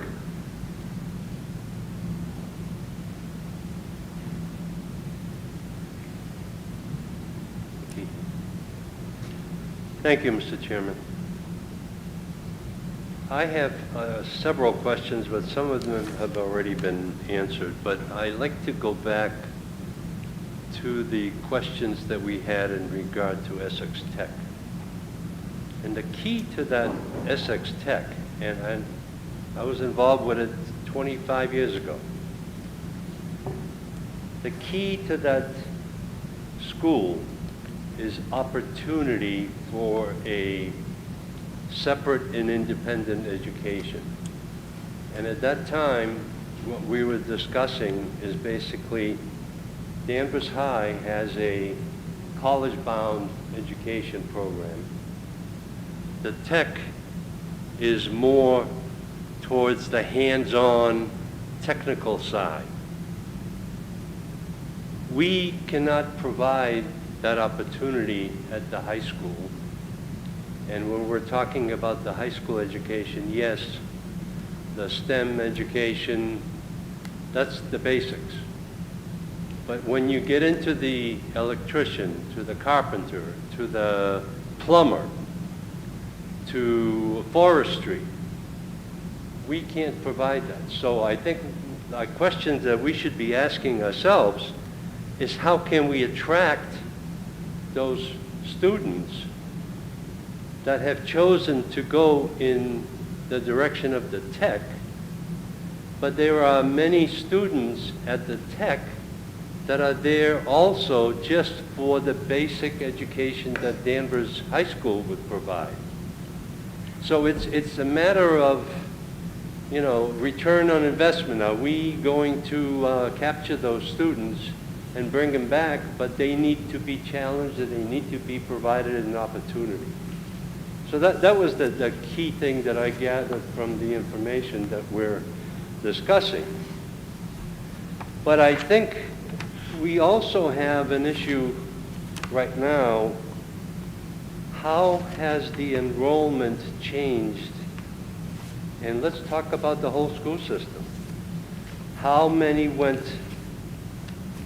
students went private or homeschooled? And how has the population, the student population, been reduced as a fact of the pandemic, whatever it is? Now, I haven't heard those numbers yet. Has there been a reduction, Mr. Chairman? So just to clarify, Mark, are you asking how many students are fully, How how many are fully remote versus in classroom learning? No. How many have totally left the school system? Okay. And went to a private school or are being homeschooled? Because that should be a indication that we're not providing the education, and we haven't been able to. We've gone remote, and finally we're going to, in the classroom learning, which is a good thing. But how has that population changed? Because the last 2 years, 3 years, we've been talking about population growth. The students are going to grow in the numbers. That's why we built the Smith School. And the Smith School is oversized, like we said in the past. But now, how has the population changed? That's all I'm looking for. Thank you. So I would say we've had approximately a decrease of around 50 students this year for those reasons. About 25 of them were deferrals from kindergarten to wait a year, and then about 25 were homeschool proposals. I would say as we return to full in-person learning, that we have every expectation that those kids will be re-enrolling, and we've already seen some of that since we've gone back to full in-person. So we would anticipate those students would come back. So next year. when we open up the in-classroom learning, we're attracting them back. Okay, that's what I wanted to get to. Now, one other question, a couple of more other questions is, you were talking about federal funding or subsidies, whatever is going to come out of Washington. Are those funds going to be sent to the school department or to the town? Because the town meeting really appropriates the funds for the operation of the Danvers school system, right? So I don't know who can answer that. I think the school department funds, the $3 million we talked about, is $1 million in ESSER 2 and $2 million in ESSER 3 are going to come directly to the school department through a grant through the Department of Elementary and Secondary Education. The town funds will work differently. If I could build on that, if I can ask a question to the EMA about, I think it was a transparency question, and I think the school funds that are We can't hear you. the school funds that are directed to the school department, the town receives a number of grants that don't go to the town meeting. The MassWorks grant, the AWAR, which is now being used for the rail, is a good example of that. I think to your point, the funds that are directed to the schools go to the school committee for determination. The funds that the town receives, even if they don't require a town meeting to vote, the plan would be to discuss those with the select board, getting input so that it's a transparent process. As the school, as we'll be presenting a plan to the school, we'll present a plan to the school committee at the May meeting with an initial outline. So it's in similar stage, right? The administration presents a plan to the school committee, the town manager presents a plan to the select board, so that it's still that same public vetting process that is transparent. And that will compensate the school committee and the town for the impact of COVID-19. In theory. Correct, thank you. One of the questions that has been raised to me many times is having remote learning, and how well did that work? Has there been any measure of the quality of education that our children receive during this 12-month period, basically?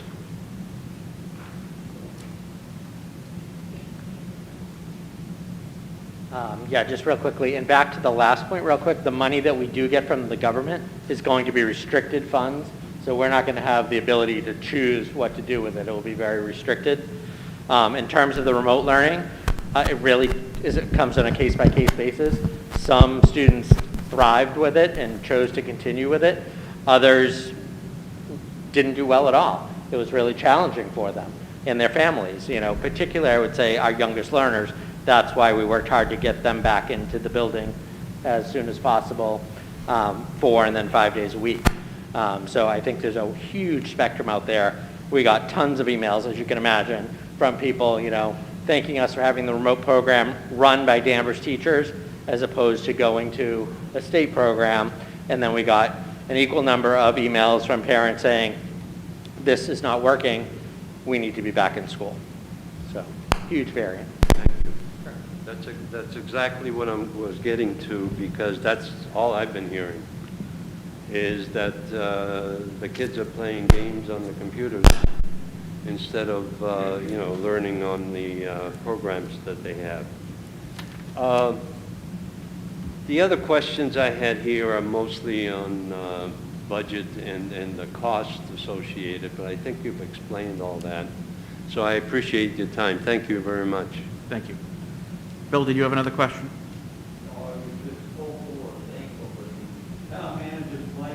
Thank you.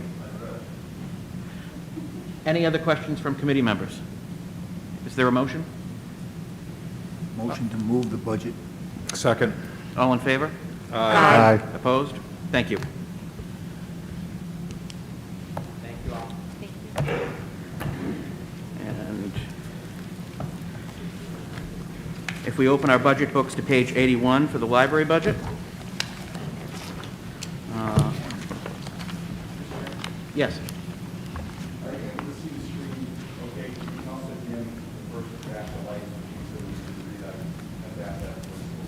Any need to dim the lights? Can everyone read it okay? Yeah, I'm not too good. It's kind of blurry to me. Here today to present the Peabody Institute Library budget is Thank you. the chairman, Dana Michael Hagan, with the interim librarian, library director, Jen McGeorge, and I also see Sue Contos in the audience today. Sue, thank you for being here as well. Mike? Whenever you're ready. Good evening, Mr. Chairman and members of the Finance Committee. My name is Mike Hagan. I'm chairman of the board of the Peabody Institute Library Board of Trustees. As we know, the Peabody Institute Library is a center for community and curiosity that strengthens our town by enabling all residents to pursue their interests. The library is a source of civic pride that curates a collection of books, movies, music, magazines, toys, tools, games, musical instruments, museum passes, and more. It hosts hundreds of all events each year, including story times, concerts, art shows, lectures, film screening, and more, all of which are free to attend, provides research assistance and technology training, and through the Danvers Archival Center, collects, preserves, and makes available material relating to the history and the development of the town of Danvers and also Essex County. I'll now present our acting director, Jen McGeorge, to talk about the budget and commentary. Well, thank you. Evening. Thank you for having us tonight. Our budget this year was pretty simple. It's largely a small increase in our materials, which is something we ask for every year. It's been an unusual year, so I just want to give you a quick recap of what we've been doing since the pandemic began. When we returned to the library last spring, we launched a host of physically distanced in-person and virtual services that included outdoor pickup of materials borrowed from our library and libraries across Massachusetts. We provided remote research assistance, printing, and tech support to anybody who needed it. And we started up virtual adult and children's programs in replacement of the in-person programs that we were doing before that. Since then, we've added in-person computer services and collection browsing on a limited basis. And over the course of the year, we greatly expanded our e-library that includes books, audiobooks, movies, music, comic books, and more. This resulted in a nearly 75% increase in the use of this electronic collection, which was largely due to the pandemic, but we expect that a good portion of it will remain. As we head into 2022, we're focused on continuing to expand these services while prioritizing the health and safety of the staff and the public by increasing our browsing collection, making it available during all hours of operation, and adding outdoor programming as weather and circumstances allow. And finally, we plan to evaluate all of these new programs that we've added and services to determine which ones will remain after the pandemic, because a lot of them have proven very popular. That's all I have, so I'll just invite anyone to ask some questions. Thank you. Ted? I don't have any questions. Every year, you guys present every year. It looks like you do a great job. And this year is no different. Thank you. Thank you. Mike? No, same thing.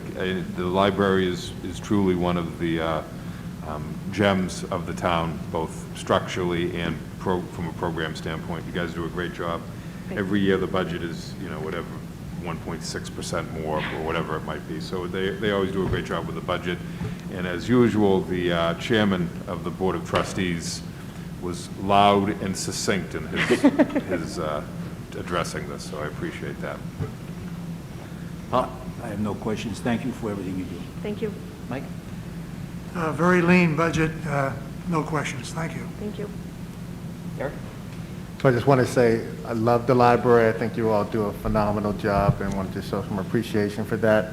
And if you could just state, what is the current operational status? So hours, how are things going today? That's my only question. Right now, we're in the building 5 days a week, just during the day, and we're offering browsing, limited browsing and computer services in addition to what I've mentioned. Our plan, with approval of the town and improved situations all around, is to expand those services to daily, starting in May, and we hope to reinstate our regular schedule starting in the summer. Thank you. Sally? Thank you. In the salary and wages category, I see there's an increase in full-time and a decrease in part-time. Is that moving somebody who was part-time into full-time?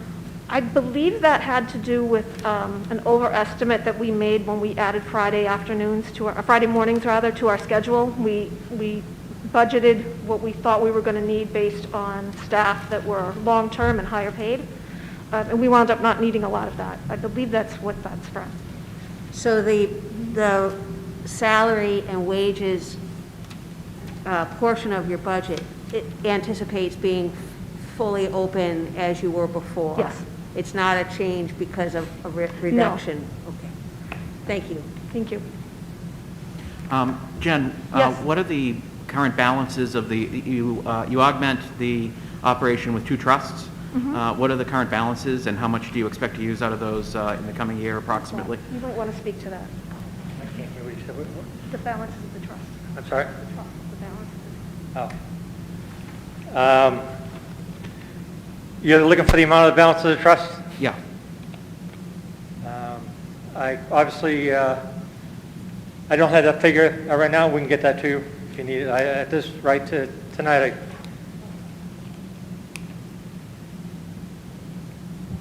$500,000? Approximately $500,000. And how much do you expect to use of that to augment the operating budget? I don't have figures on that. In the past, we've used it to supplement our supplies budget, which we've had ample increases over the last few years, so I don't expect that we'll be using much of it. Okay, thank you. I can get you exact figures, though. That's all right. Any questions from the audience? Great, thank you. Is there a motion? Move the library budget as presented. Is there a second? Second? All in favor? Aye. Opposed? Great, thank you. Thank you for both for being here, I appreciate it. Next, we're going to Land Use and Community Services. Thank you, Chairman. I feel a little like starting pitcher, we had to sit out for a lengthy rain delay, so hopefully my arm will be another.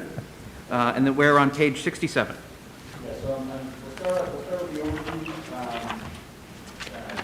and community services consists of 5 divisions. Behind me, last I checked, He's waving hello. Hi, Aaron. Thank you for being here tonight. And the way that the general government portion of the budget will now go, we will provide a high-level overview. And Aaron, I noticed the fire chief, the deputy fire chief, our police captains. Yep, they're all here. So as questions come up that are beyond the overview that we're providing, to the extent that we can't answer them, we have the experts in the room who can answer them. But we're starting with land use community services. As you see on this screen, that consists of 5 divisions in the budget. The recreation budget is, 6. The recreation budget is not reflected in the bottom line that we're going to talk about first. That is broken out separately. But we provided the overview here, and I feel like each year one of our major service areas has all kinds of moving pieces, so it's land use and community services turn this year. So I want to take just a second before we go to the budgets and talk a little bit about what you see on the screen. We'll start with the bottom table, which is the FTE counts. So there's some pieces moving around within these divisions this year, but we wanted to point out that year over year there's a 0.25 FTE difference across these divisions, and we'll get into the details of how those pieces moved around. But from a staffing perspective, we're going from 22.4 to 22.66 employees. And overall, the budget is up 4%. Roughly half of that is the 53rd pay week, which we talked about at the beginning of the night.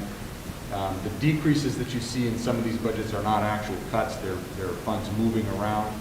So one example being Peter Morandi, who was our Director of Health and Veteran Services, retired last year. At his retirement, we created the standalone Veteran Service Officer position, and we filled the Health Director position. At that point, we decided to break apart those budgets so that the Health budget and the Veterans budget were presented separately. So the $110,000 decrease in health is not the town cutting its health budget in the midst of a pandemic. It is simply moving the portions of that budget related to veteran services into a standalone budget. And likewise, the decrease in inspectional services, when we talk about some of the part-time and full-time vacancies that were reassembled, you'll see there's a movement between inspectional services and planning and economic development. And I will dive into the first service area, which is inspectional services. That is on page 69 in your budget books. And what you see here is a decrease here, which is related to, and we'll look a little bit at the table. We had two departures this year. Earlier this year, our longtime building inspector and our assistant building inspector retired, and as a result of that, we've made some organizational changes to this department, specifically with respect to zoning enforcement. And I want to start by saying zoning enforcement writ large remains the responsibility of our inspectors. So as inspectors are out in the field issuing permits, inspecting buildings, zoning issues that arise are brought back and processed accordingly. One of the things that consumed a lot of time in the inspectional services department was the phone call that comes in to say that blinking sign on Andover Street is blinking again, or my neighbor's shed is 2 feet closer than it should be to the property line. So what we'll talk about in the planning department budget is a technician position that has been created using some part-time vacancies in a couple different budgets to provide a boots-on-the-ground employee who can work in support of the planning board, the zoning board of appeals, and the conservation commission to be out there doing inspections and enforcement, because one of the consistent pieces of feedback we receive from zoning board members and others is when a small enforcement issue is identified and not pursued and remedied, it creates an issue where, I think the famous quote is, if you don't get the small stuff right, you're not getting the big stuff right. So this rearrangement we're talking about will allow the inspectors, and we'll have the same number of inspectors, to focus on building safety, issuing permits, working through the regulatory process in that regard. So that's a long intro to say that there were 2 full-time administrative positions in this department. We're proposing 1.5. Taking that half of an administrative position which was vacant, combining it with the vacancy upstairs allows us to put a regulatory board clerk in place to support all of our regulatory boards. So we'll have 1.5 employees working in an administrative support capacity in this department. We'll have our building inspector, our assistant building inspector, our wiring inspector, and our plumbing inspector. So the net result is a 0.79 FTE reduction in this department, which is offset by a 1.04% or 1.04 FTE increase in the budget that we're talking about momentarily. And that's really the story of this budget is with the two retirements this spring is kind of reimagining how the service areas work alongside each other. Mr. Chair, if I could just, if it's possible through you. Please. And I appreciate all that from the town manager. And this is not something that I do in Danvers because obviously my position here and otherwise I don't practice this type of stuff in Danvers. But I do practice this in other communities. I do have a bit of a concern. We talked a little bit about this. I've talked to the town manager about this before. The concern is that there are certain statutory requirements from a zoning standpoint that only the building inspector can provide. So I often will have to get an opinion from the building inspector in a community, and we utilize that from a zoning standpoint, and it has force. So that in the future, if somebody was to come out and say, well, you should have done an A&R for that particular process, I have a letter from, I have some protection for my client. I would be a little concerned, and to make sure that, and I'm sure we're going to address this, but I would make sure that whatever we do in this regard, that service is still being provided in a way that will allow for that type of strength in regards to that particular request. And I agree with you. There's small ones where we're always telling people, hey, go down to the building inspector and ask him if you can do it. And that's different than what I'm talking about. I'm talking about those relatively rare, but there are instances in which I ask for a formal opinion by the building inspector, and that, from a statute standpoint, he has to provide. So I would make sure, just ask that we make sure that that's covered in this. Absolutely, and just as a point of clarification, none of the reorganization that we're talking about would step on the toes of statute. Obviously, statutory obligations, requirements exist regardless of what towns and cities do. This is more, we'll have our zoning wing and our planning wing under the same umbrella, which I think, especially with respect to the types of zoning that have been passed in recent years, growing in complexity, having the planning director and the building inspector working hand in glove is going to, I think, result in a good outcome for the community and for town meeting in terms of what they had in mind in February of last year when they passed a new zone. Yeah, I agree with you. Like I said, those small ones or those other ones, it really does, a lot of times there's a difference between an opinion and an opinion, I guess is what we have in these cases. So, but thank you. Thank you, Mr. Chair.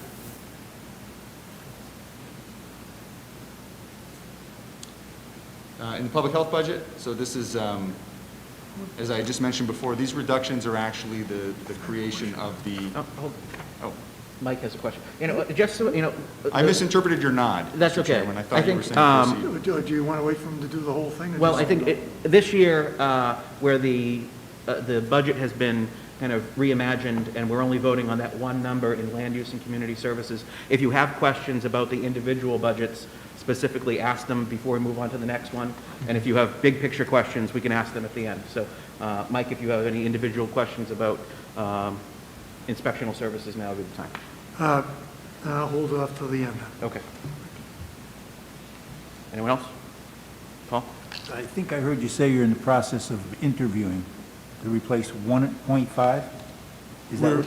We're doing a couple different recruitments. So we're filling, there's a part-time admin position that's vacant that's being, we're processing that. We did interviews last week with several candidates for the building inspector position. Once that person is in place, they will assist with the recruitment of an assistant building inspector.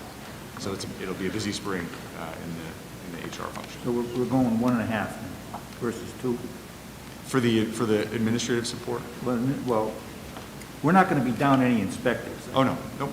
Okay. Yeah, so we're actually, and we'll talk about this in the planning budget, is the net gain here is that, as Mike just said, some of the blinking line stuff can come off of the plates of our inspectors so that they can do their jobs, and we can offload that to a position that's specifically designed for being out there enforcing what's on the ground that's been approved. Thank you.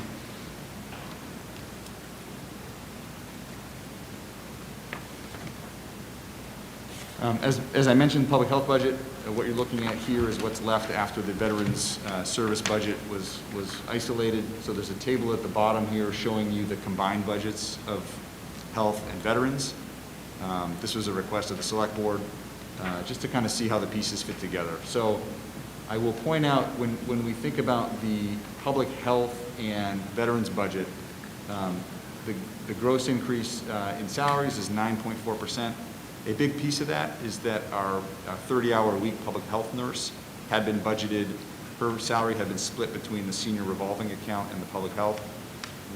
Budgetarily and based on the time being spent, that's been moved into the public health budget where it appropriately belongs. So the increase here is skewed because there's an offsetting decrease in the senior revolving account. So not a lot to add here. This, we onboarded our new health director last week, Ade Solarin, former health director in Oak Bluffs on the Vineyard, and had been serving as the deputy director in the Health and Inspectional Services Department in Somerville prior to coming to Danvers.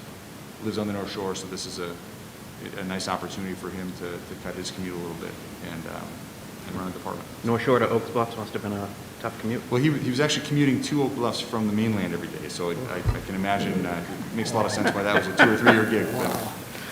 I'm told the price, the real estate on the Vineyard is a little tricky for most of the employees. So that's really, there's not a lot to say here. We do have, our public health nurse has been working more hours than just about anybody in town this past year. Almost all of that cost has been absorbed by the CARES Act. Mm-hmm. So one of the questions we had at the select board is, is this budget being increased to account for increased costs that we anticipate lingering into the next fiscal year? And the answer is no, because we still have funding in place to take care of that. So, questions on the health before we move to Anyone? No, great. I got one. Oh. Sorry. I never saw the term sanitarium before. Could you please just describe that? So the sanitarian, that's a union position. It's a little like, I think the city of Detroit had a blacksmith as a union position up until a couple of years ago, even though there were no more horses. The sanitarian did most of our restaurant inspections. When the former health director was promoted from sanitarian to assistant, that position became vacant. So it's currently a vacancy that we have. And once the new health director's had a chance to acclimate, we'll be backfilling one of those 2 positions based on need. Animal control falls Under the service here as well, and that's contracted. Years ago, we had a full-time animal control officer, but we've contracted that out in recent years. Are they dealing with Essex Tech in their agriculture program or not? Does the tech handle their own animal control or problems and things along those lines?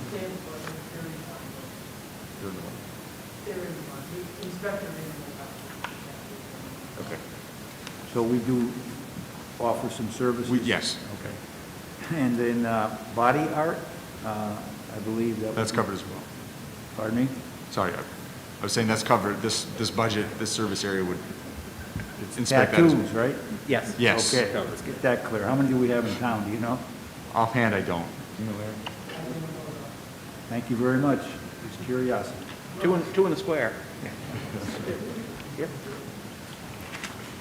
Mr. Chair, I would like to applaud both the public health staff, but also I know everybody in that department and the assistant town manager were excellent. I took advantage a number of times with the free testing that they had at the high school on Wednesdays, and it was phenomenally well run. I know it was very well attended. I'm a little disappointed because I guess I didn't win the award for most visits, which I still am questioning, but other than that, I applaud the job that they did with it. They did a great job.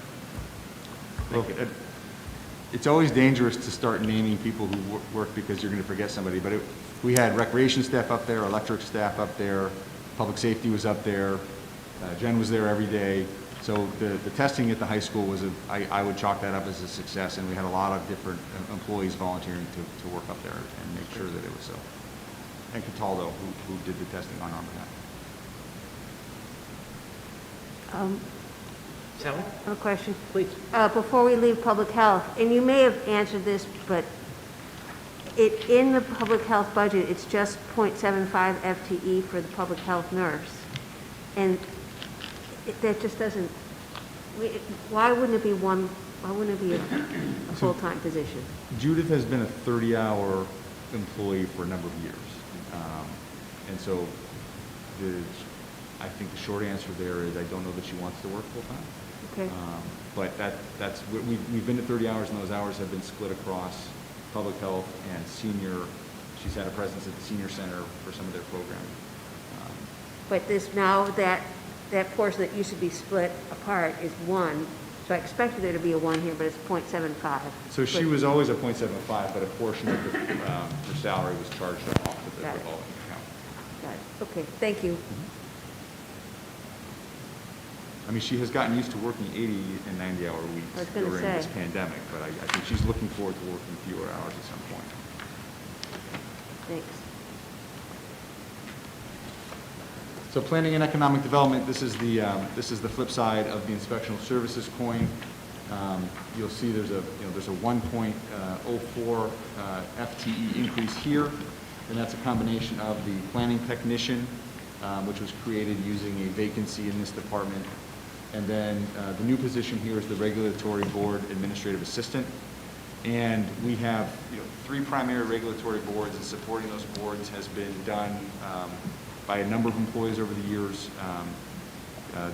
The office manager in the planning department supports that. Sue Fletcher used to support that, using part of her time. One of the 2 admins in the inspectional services office used to support that. So by consolidating those responsibilities into a single person who can do intake for applications and get the agenda set and work on a butter list in support of CONCOM and probably preservation and all of our boards, it frees up some of the office manager's time to focus more on budget and personnel, and it provides a single point person who's going to be working on in support of those boards and committees. So the net increase here, as I said, is about a position. 0.79 of that is coming from another department, and as a result, I think we're going to have a better aligned service here in terms of the ability to be responsive and make sure that we're doing a good job with the butter notices and getting the minutes out in timely fashion, that sort of. Okay. Are you done with that one? Is now the time to ask a question? You about to click? I can flip through the last one, or we can pause. Question? I was reading on the description, just very quickly for the strategic goals for 2022. What exactly is the area of the commercial 3 Endicott corridor? Is that where the old Denny's is? And that Yeah, so that kind of, think about the hospital, kind of the perimeter of the Liberty Tree, that area, and I would invite Aaron up if he wants to kind of address that. But that's the part of town that we're talking about. What do you, yeah, like if you have like a 3-sentence soundbite on what you guys are thinking. Well, about he's ambling up. So Yeah. our planning board spent a Please lot do. of time in recent years working on rezoning the industrial zones. Yep. And Aaron and David, working with the planning board, would like to focus some attention on the commercial zones because they think that it's time. And so with that, I turn it over. Good evening, thank you, through the chair. Yeah, the Liberty Tree Mall area is probably not firing on all cylinders right now, and we've seen throughout the country as the retail landscape has changed greatly, was changing anyway. I think as one economic development wonk said, COVID has probably moved retail ahead in about 10 years in about a year and a half. And so we were looking at that area anyway for something, and I think it's more timely than ever. So we'll be launching, I think there is an RFQ on the street right now to look and bring some help in to look at that area, but we're not sure where it goes, what will be recommended, but we're going to look at that mall area, as Steve said, kind of all the way up the hill towards Hollywood Hits, all the way around, and probably a little bit of 114, but really concentrating on the Liberty Tree Mall area and some of those ancillary properties. Okay. That's it, thank you. Thank you. It's all my questions. Any other questions for planning and economic development? So next we have senior social services. The reduction here is related to what had been a very popular program. The cafe program was a 3-day-a-week lunch program that was being offered through the senior center. A year and a half ago, we were planning in the budget to expand that to 5 days a week. We got that approved in the budget. Then the pandemic hit, and at this point, you know, the recommendation and the request from the department, go back to funding it. Once we come out of this, we'd like to get back to 3 days a week and do that successfully again before we entertain 5 days a week. So the reduction you see here is related to that. So we're bringing the staffing back to a level that will allow us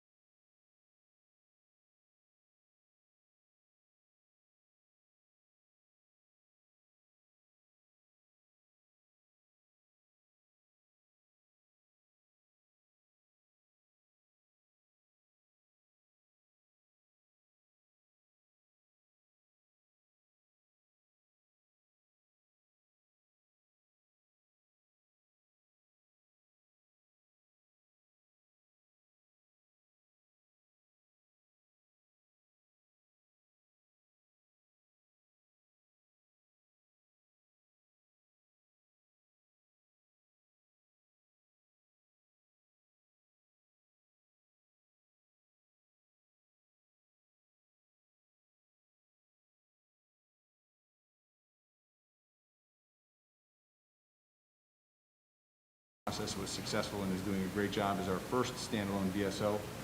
And she shares a position with Senior and Social Services. So 50% of Lisa Westrate's salary is paid out of this budget, 50% out of Senior, both the same bottom line, but it's a shared position.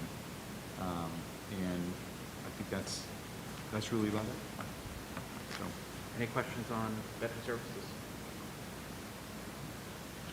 I guess the one footnote to that is that what's not reflected in this budget are the actual benefits that are paid out to our veterans. That's budgeted in the benefits and insurance budget, and that's $175,000 in addition to that. Any questions on the overall land use and community services budget? Yes.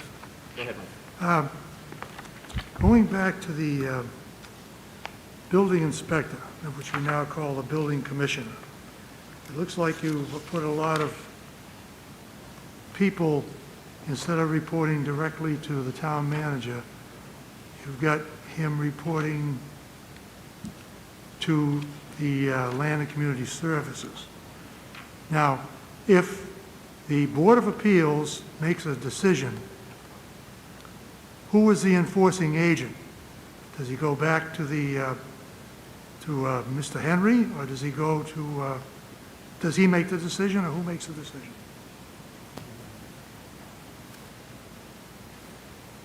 Because unfortunately, there are some people that don't obey all the good conditions that are put on by the Board of Appeals. Yes, hello, thank you, through the chair. Well, again, I think as Mr. Bartha alluded to, a lot of the run-of-the-mill zoning enforcement actions will continue to be the responsibility of the building commissioner. I mean, they have to look at plot plans, enforce setbacks, enforce height limits, et cetera. Some of the more complicated zoning applications may be more handled appropriately by the planning director, and so the planning director will also have a level of involvement, and we expect kind of the larger, more institutional, larger commercial projects will go through the planning director. But the same process, and again, those appeals will go to the Zoning Board of Appeals, and then as Mr. Bartha alluded to, with the additional resources that we're getting in this reorganization, we'll be able to hopefully do a better job of monitoring and enforcing the decisions that are made and any subsequent appeals or work that needs to be done after that. And who's going to be the enforcing agent? It's going to be the planning director on paper, but again, the Planning run-of-the-mill, every day, you know, you go to the building permit to do your bathroom, you're going to be dealing with the building commissioner. But Mike, I think in addition to what Aaron said, the reality is today, the enforcement agent is not a single person. It's the town attorney, it's the building inspector, it's the fire department, it's the planning department. It depends on the nature of the application. So if an application is coming to convert a commercial property to a residential property, that's something that would go before the ZBA, probably with input from the planning and economic development director. If it's an on-the-ground enforcement issue related to a setback or a sign or anything like that, it could be handled by any one of the inspectors as well. So the short answer, I think, is there's no single entity in answer to the question. It'll depend entirely on the issue in the application. This organization, I can go back 40, 45 years and remember there was a selectman, God bless him, that was pleading to get a planner in the town. Now you've got a gigantic organization under this director that you've got here now. So it's just, it's quite a different world, that's all. I guess that's all I have. Thank you. Sure. Anyone else? Oh, one other thing. I watched the selectmen's meeting the other night, and just a voice crying in the wilderness, I'm not too happy of the situation out by the CVS. I really don't think you should be disturbing that, because there's a lot of businesses that are depending on that parking that is existing there. And there is seating capacity just a couple hundred feet up in front of Brothers Restaurant that has a chessboard there and everything, and there's a few benches, and you can go by the square many, many times and not see anybody utilizing it. So I really don't think it's a good idea to take away those spaces that you have for the pizza place, for the bank, especially for CVS. There's so many people, even elderly people, that are not going to walk 400 or 500 feet from another parking lot. And I just think it would be a terrible thing that if you took those parking spaces away. Thank you. Coveted angle parking. Anyone else? Any questions from the audience? Okay, so we're looking for a motion to approve those, the land use and community services budget, which is $1,919,392. So moved. So, Second. All in favor? Aye. it's okay. Oh, Sally, I'm sorry, Sally. I did you- just wasn't sure what we were voting on, if we were voting on each individual. No, we're voting on the one budget of, on page 22, you'll see the total amount of those is 1.9 and change. And that's what we're voting on, Got it, because that's what town meeting will vote on. got it. Thank you. Well, in that case, I vote yes. Sally votes yes. Thank you. All right, recreation. Recreation, page 79 in your budget books. And this is the sixth division within our land use and community services umbrella. But we historically have budgeted this separately, in part because of the outside revenue that is generated through this. We don't have it on the slide tonight, but what you're looking at here is the tax-supported portion of the recreation budget. In years past, we've shown pie charts that for every dollar we spend out of the tax levy, they generate about $2.50 in programming. So we get a pretty good bang for our buck. On the recreation front, they utilize a number of revolving accounts to support their services. So I would describe this as kind of the fixed cost, this portion of recreation. Obviously, the last year has been very disruptive for our recreation department. They've worked hard to support the school department with programming during remote learning days for kids who need a place to be. They offered limited socially distanced programming last summer and are working very hard behind the scenes right now to determine what they can offer this summer, because we know there's going to be a lot of demand for outdoor programming and recreational activities for kids. So it's essentially, it's a level service budget. You know, the increase here, again, part of that is the 53rd pay period. There's also a modest hourly adjustment for our seasonal staff, simply to remain competitive. And I or Aaron would be happy to take questions on the recreation budget. Sally, any questions? I don't. I'm glad to hear what you just said, Steve, about the anticipation for programming in the summertime. I think that's going to be really key to a lot of kids and their families. Thank you. Eric? I have no questions, thank you. Mike? Which one of these guys on the flow chart is the harbor inspector? Harbor The master? Director of Natural Resources, Chris Sanborn. Director of Natural Resources, is that what you call him now? Okay. And he oversees open space and the waterfront, and he has an assistant harbor master who works down at the waterfront as well. Right. Thank you. Paul? I congratulate the Recreation Board for working under difficult circumstances. I know myself, being out and walking around town in the summer, they were still able to carry out programs even under difficult situations. But no questions. Mike? Have we been able to, I think usually we'd be in full hiring mode for the summer programs. Are we on schedule from that standpoint?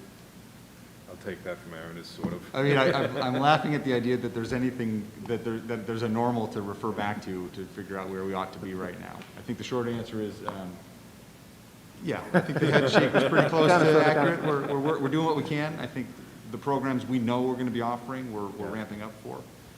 Recognizing that we will be at something of a competitive disadvantage if we wait too long.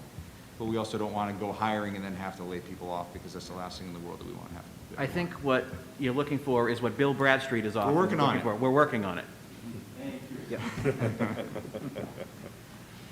Thank Ted? you. Ted? The rec department's amazing. No questions. No disclosures you'd like Programs are better than others. No one tell Dave Mountain we said any of this. He's watching. I'm surprised I haven't had a text message from him. Any questions from the audience? Great. Is there a motion? I'll move the budget. Second. All in favor? Aye. Opposed? Great. Moving on to police.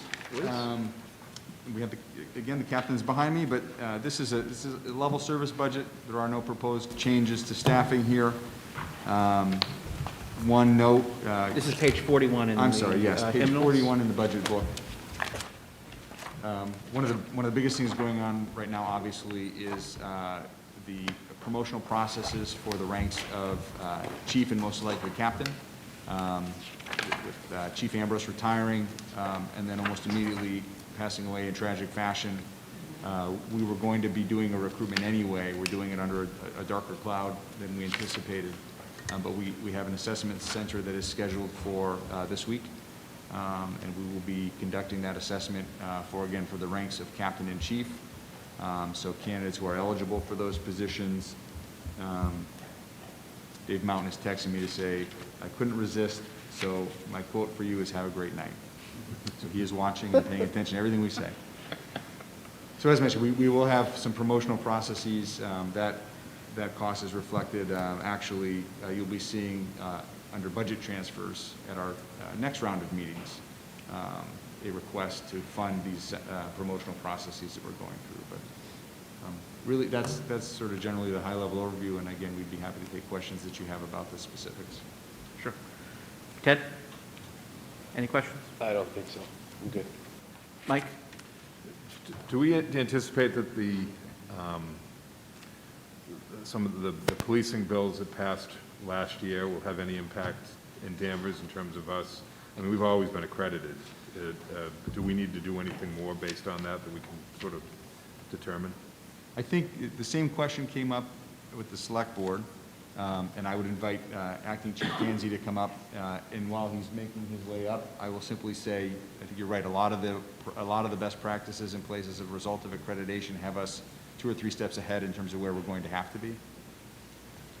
So through the chair, I would echo what the town manager had said, that we are very fortunate that we are nationally accredited, so our policies are up to date. Some of the smaller towns out in Western Mass, they're going to be impacted a lot more. And you're also going to see a lot of the status of the officers, because they're not full-time officers. So smaller departments that employ reserve officers, they're going to be impacted greatly. For us, I think it's going to be a benefit. We're going to definitely see more inclusion, more accountability. So if you've taken the time to look at what's going on with that police reform, it's actually, excuse me, with the mask, it's actually going to be a good thing for the town. Great. Thank you. Thank you. Paul? Stay right there. Bill?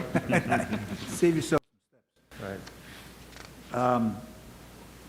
Other than the two, the chief and I think you said one of the captains, there's 2 spots that are open. Are we at full strength in areas such as patrol officers? We're not. We're currently down 2. And then we do have some injuries. We've had some long-term injuries, and then we have some potentially leaving. So, you know, it takes a long time for us to get up to full staffing, and I know that's been a problem. It's almost a full year. We have to wait for an academy date. It's a 6-month academy. We do field training. So when the background starts, we call for the list. There's going to be a new test in October. It takes a long time before we get to an officer who can work alone to come to a call. Do those 2 openings reflect all the way back to the Great Recession in 2008? I think we lost 2 folks, 2 patrol officers. We did. So we lost Officer Kalala, and then we lost Officer Tobine, and we recouped 1 position. So since that time, if you went back to that, we're short 1. Short 1, yeah. I believe, But you're still down. Now you're down 2. So it always fluctuates. That's the problem. Right, yeah. You know, it'd be great if, like I said, if we, that's the restraints of civil service, and it takes a long time, and it's a little bit of timing, but to get to full staffing. So, but to answer your question, yet we did lose 2. Sergeant Kalala, he's been promoted. He's back. But that other position we don't have, but we do have a position at the tech. so that's fully funded. So we did get a Right. position back, so, And one last question, are our officers wearing body cameras? no. No, okay, and what is the status of that as you see it, not only in Danvers, but throughout the state and the region? So there's definitely, technology has its place, and with technology, there's some costs. So as part of that police reform, which I'd encourage you all to read, it's very interesting, they're going to commission a study so that it's uniform policies. So again, part of CALEA, the benefit for us for CALEA, is we have best practices and best policies. We don't yet have body cam, but if we did, we'd subscribe to that policy. So that's what the state's doing. They're taking a look at what's the best practice, what's the best policy when they put it out. Could we anticipate some state financial assistance if, or is that just one of those things where they mandate it and they don't? It's very early to tell. I'm actually a proponent of it. There's some negatives with the public records and what has to be redacted, and when you go to a call, someone's home, things like that. But I'm a proponent of transparency, so. Okay, thank you very much. Could I? Yeah, go ahead. Just two things. One, on that front, is there any possibility that some of the federal money could conceivably be utilized for a one-time purchase like the body cameras? I wouldn't rule anything out at this point. And then in terms of bringing us back up to speed, I know, there was a time when we would bring transfers in. Someone, I think, benefited from that, if I remember correctly. Is that a possibility? I had hair then. Yeah. Is that a possibility again, that we would potentially have that? Have we changed the rules to make it harder to bring people in? No, I don't think we changed the rules. Part of that police reform, they definitely talk about like, the standards for officers. Yeah. But if we were to take somebody, we'd be okay with that. So we haven't ruled that out as well, so. Okay. Could I follow? Just to follow up. Can I ask one? Sure. Okay. Since we're on the staffing question, I am always, and I know I ask Pat this every year too. Do you feel, the town has grown exponentially. We've got, there are more services required, I think, of police today than were 20 or 30 years ago, in the same way that EMS and fire have all changed. Medicine has changed. You think about all sorts of industries. And I don't believe, especially you think about the overnight shift, for example, the staffing on that I don't think has changed in probably 30 years or better. Do we have an adequate police force to do the job that needs to be done today in terms of patrol and other services? Would I like more? Would I like more units in a perfect world? Yes. But as Wayne Marquis once said, when it's snowing, you want plow drivers. When your water's rusty, you want the water department. So I get there's competing interests Sure. in town. So we do the best that we can, and we do better. We strive for excellence, and I think we deliver a quality service here in Danvers. Thank you. Paul? Back to the body cameras, just a clarification. Sure. Would those be just assigned to patrol officers, or does everybody from, let's say, the patrol officers all the way up through sergeants, lieutenants, captain, I mean, who actually has to wear, if you were to adopt that type of program? So again, sir, that's something that you develop with a policy, and then you take the best policy where detectives, if they were going out, detectives would have that. Then there'd be some different situations where you couldn't do it if you were investigating a sexual assault or something like that. You go into somebody's home, but that would be all fleshed out in the policy. So, but ideally, you'd at least have them on officers, uniformed officers out on patrol and in the car, that type of thing. And one other question, this may not be the proper time to ask it, but I noticed we have dispatchers, obviously. Have we been tied in with any other communities on the dispatch? Or is that something we can talk about at a later time? I don't know. I can speak briefly to that. I mean, we have tried. We did a study with 2 other municipalities. We actually then looped a 3rd municipality in. And, bottom line up front, we could have absorbed these 3 small communities and collectively saved close to $750,000 in operating expenses annually in doing so, and there was not political support in any of those communities to give up their own civilian dispatch because there's a fear that they won't know us as well as we know us regardless of the fact that dispatch has been GIS-based for the better part of a decade or probably 2 decades at this point. So economically, it makes all the sense in the world. We actually designed our dispatch center so that we could scale up if we needed to, and we've yet to find a dance partner because despite the budget savings, people are apprehensive about whether it's a dark station in their community or giving up local control. So we've not made progress. Mike? Yes, just one quick one. I've been following the Salem News in maybe the last month or so. It seems like Danvers has got a lot more calls now for police to respond. Do you attribute that to the population increasing, or because COVID is loosening up, more people on the roads, or any idea why there's so many more incidents now in the Danvers area? Are you asking me or the guys behind me? Chief, man behind you. Let Peter have a chance. You all know, you come from Michigan. We have DNR out there, Department of Natural Resources. Hi, good evening, Jamie Lovell. There's definitely an increase since COVID has kind of subsided a little bit. We're seeing more population out in the streets, more traffic on the roads, more businesses opening for business. So we're getting more shoplifting calls. So definitely, our calls were down during COVID, but we're seeing an increase now with the things going back to normal again. Thank you.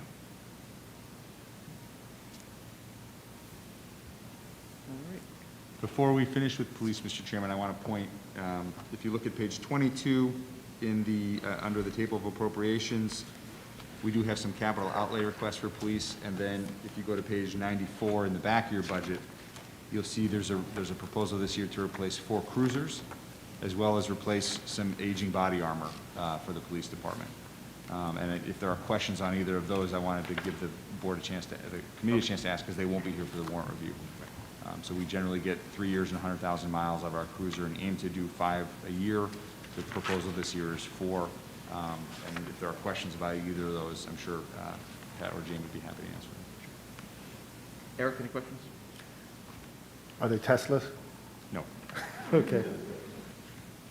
I always ask what color they're going to be. Mostly with the fire trucks, though. We can go back to the yellow ones, the yellow ones. Yellow they- fire trucks. No, we had yellow police cars, too. That's right, we did, yeah. Yeah.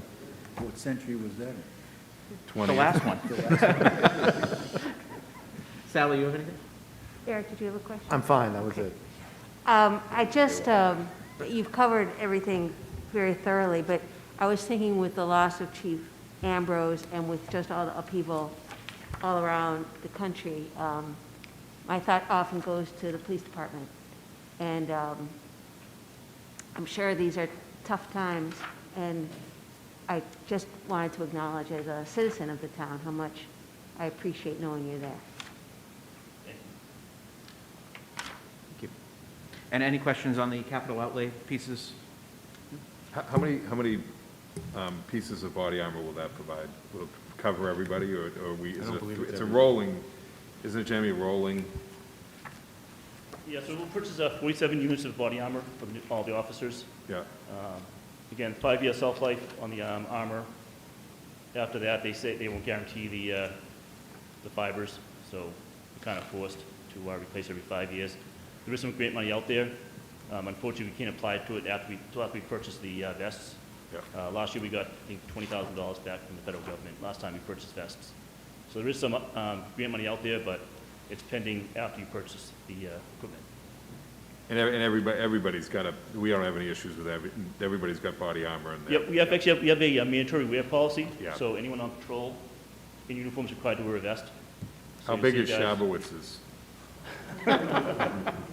So you see guys with internal carriers, some guys with the external carriers, a little different look, but they are required on the road to have the vest on while in patrol. Great, thanks. Are there any citizens' questions? Matt?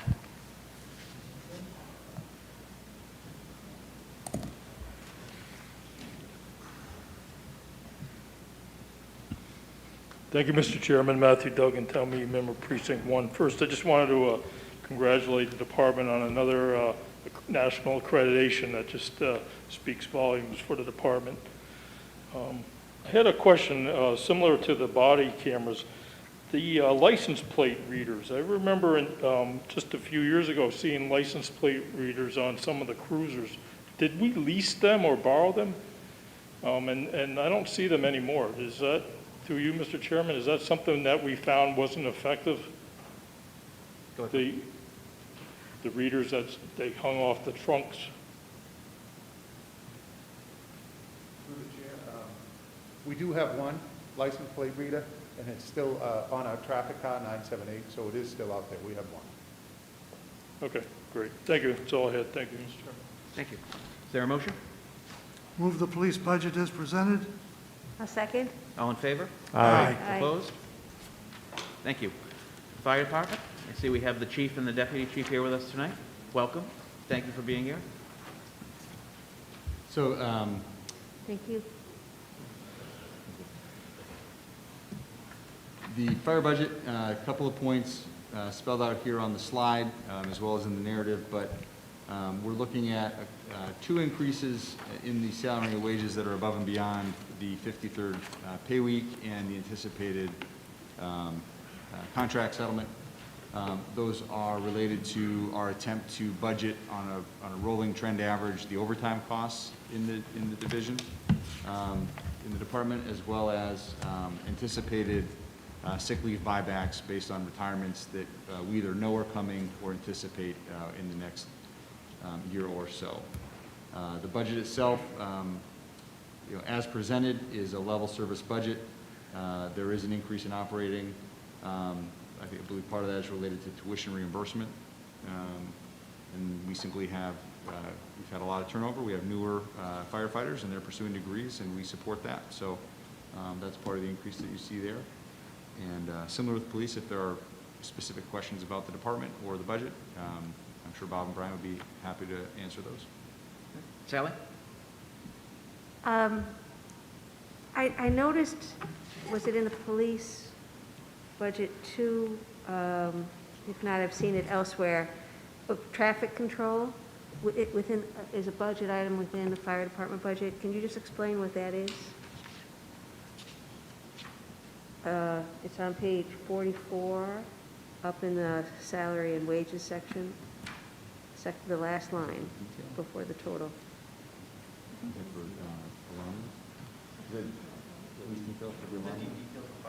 Yeah, so the fire alarm specialist could be out in a bucket truck working on the alarm system, and that's simply to pay for police details when that work is required.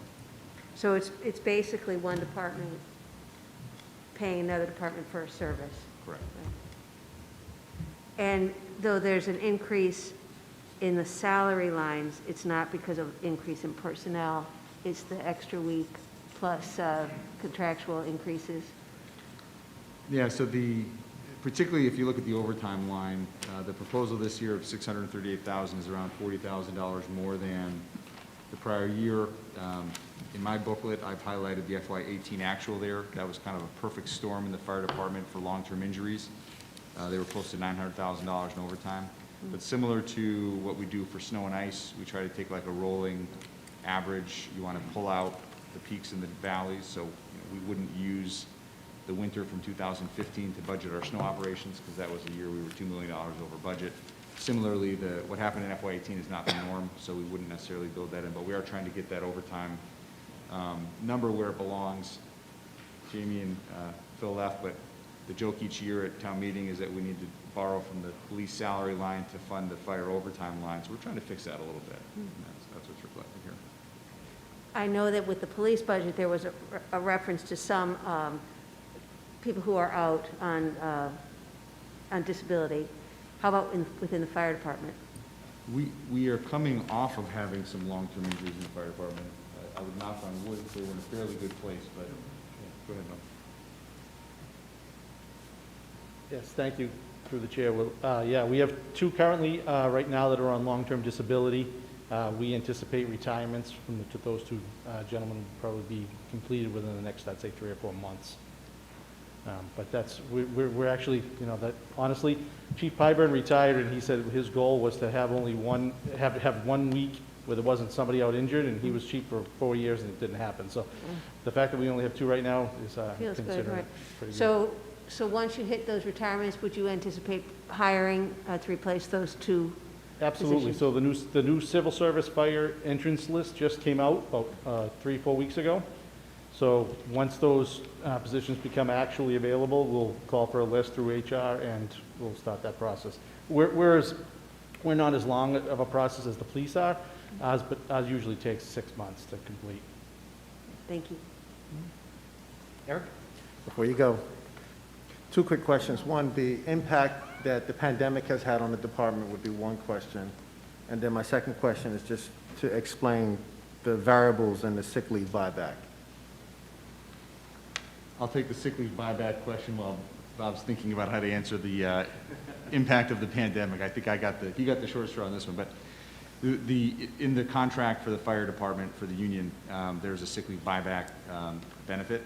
And so it can be a considerable number, and so we have to try to plan for that each year based on either retirements that we know are coming or would anticipate. So there are years we budget it and don't use it, but the number here reflects the fact that we have 3 employees who have either expressed their intent to retire or we think they're going to retire, and we have to be prepared for that. Thank you. And can you repeat the first question? The impact of the pandemic on the department. How much time do we have? Honestly, it can be spread over multiple areas. Obviously, increased risk for us going into COVID-infected households, which obviously was up, so it increased our exposures. Jen wanted me to knock on wood about injuries, but knock on wood, we've really kept it to a minimum as far as how many of our members have gotten infected, which is through, an increase in our PPE, which, we really dug our heels in back, was just about this time last year, beginning of April. We came out with some very strict new policies about how we respond to calls and what we're wearing when we respond. We've been wearing PPE and masks and gloves forever. So this part's not new to us, but we just had to really increase it and become more strict about, when we wear it and when we don't wear it. And budget-wise, we're able to get a lot of PPE donated, and when I say donated, I mean given to us by FEMA or MEMA. But we did have to, there was an increase in purchasing PPE, things like that. And when we had a couple of exposures and we had a couple of positive tests, we had a quarantine and pretty much take an entire group and set them aside for, it was almost 2 weeks. So we were down, 25% of our manpower for 2 weeks. We were fortunate, come out of it, without any major incidents that it had a large impact on. And, it turned out to be sort of a false scare, so we didn't have any further infections as a result of it. So things like that. Any increase in calls as cases rise, any Well, parallel? It's funny because, with less people on the road, Danvers is a very commuter, thick area. We have lots of highways, roads, businesses.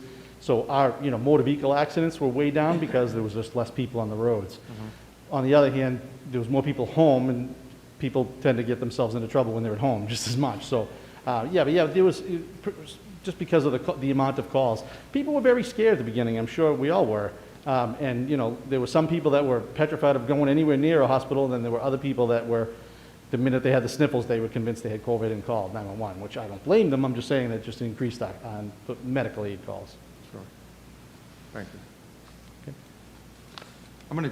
I'll try to embarrass him, and I'm sorry that Phil and Jamie aren't still here, but one of the things that I remember clearly, you asked about the impact of the pandemic, is a year ago, when none of us knew what any of this was, and we were writing policy on the fly, one of the things, and I think this is a testament to the leadership behind me, is I had colleagues who were facing grievances left and right from some of their public safety departments because this was all new, and in Danvers, these guys adapted, they went out, they did their jobs, they understood that some of these new rules were meant to keep people safe and keep them, on the road, in the trucks, in the buildings. And people didn't see that from the outside, but it made a world of difference. So I would add that to what they said. Okay. Mike? Just protective clothing, what are we buying there?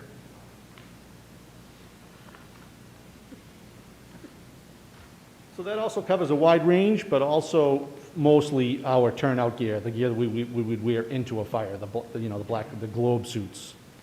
You like those heavy rubber suits there? Yeah. Okay, thank you. You're welcome. Paul? I'm all set, thank you. Mike? This sort of goes, I guess, to both departments, both the police and fire, and I was just thinking of it. Have we ever done an analysis? I mean, we pay, every year it seems like we're in the upper, almost $1 million in overtime for each one of these two departments. And it's always, and I understand, it's usually because we have people out, and that makes sense. It's dangerous businesses at both departments. But would there be an advantage to simply hiring 2 or 3 more firefighters and patrol officers, with the idea being, yeah, occasionally we might be overstaffed, but most of the time we're going to be where we're supposed to be based on injuries, and we would get an increase in our regular salaries and wages, but conceivably a significant diminishment in overtime. I'm going to say that if you would want to base your decision to increase staffing based on need, and not the idea that it would somehow drop your overtime budget. Because I do not think you would find that adding positions would have a considerable impact on the overtime. Downward on the overtime. You'd want to Yeah. base those decisions based on need and not based on overtime. Thanks. Ted? I think it's all covered. I'm good. Okay. Any questions from the audience? Is there a motion to move the budget? I have one more question, if I Go could. ahead, I'm Sarah. sorry, Yeah, sir. please. In the capital outlay, I noticed that, we have a fire prevention vehicle. Could you just describe what that is, what that will be? We were going to bring that up after the vote, but we can talk Oh. about it now instead. So similar to the police department, there is a proposal this year for capital outlay related to the fire department, and it's to replace one of our command staff vehicles. Yeah, that's the vehicle that the fire prevention officer utilizes. It gets a tremendous amount of use because he's the busiest man in the department. And it's a 2011 or 12, like a Ford Escape, and it's beat pretty bad. And it's, we did an analysis with Phil Ginwaldo, our fleet manager in the DPW, and to try to decide whether it was worth putting money into it or replacing it, and he agreed with us to recommend to replace it. Thank you. Is that an electric? No. We do have some electric vehicles in the fleet now. Yeah, well, I know that, and I know we've been trying to push, or put my other hat on, and that's something we need to increase electric sales. So, Maybe that yellow fire truck will be a plug-in. I don't know. Tesla set on fire, so that's probably not a good yeah, I moved a couple of times. Is there a motion to move the budget? I move the budget. Seconded. All in favor? Aye. Opposed? Great. Why don't we take a 5-minute break and reassemble back just after 10? Great. Thank you.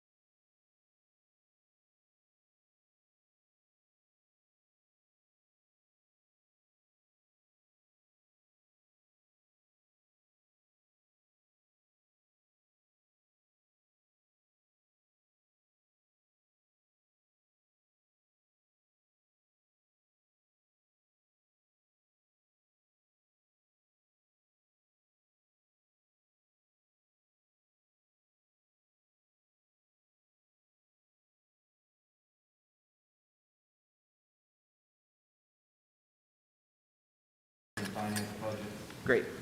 As well as debt and the pension assessment. For accounting, we see a level funded operating expense. Salary and wages is going up a little over 5%. That's the full first year of some of our transitioning in our department, as well as the wage, which we mentioned several times tonight. One other note on the operating side for accounting, we level funded the consulting services.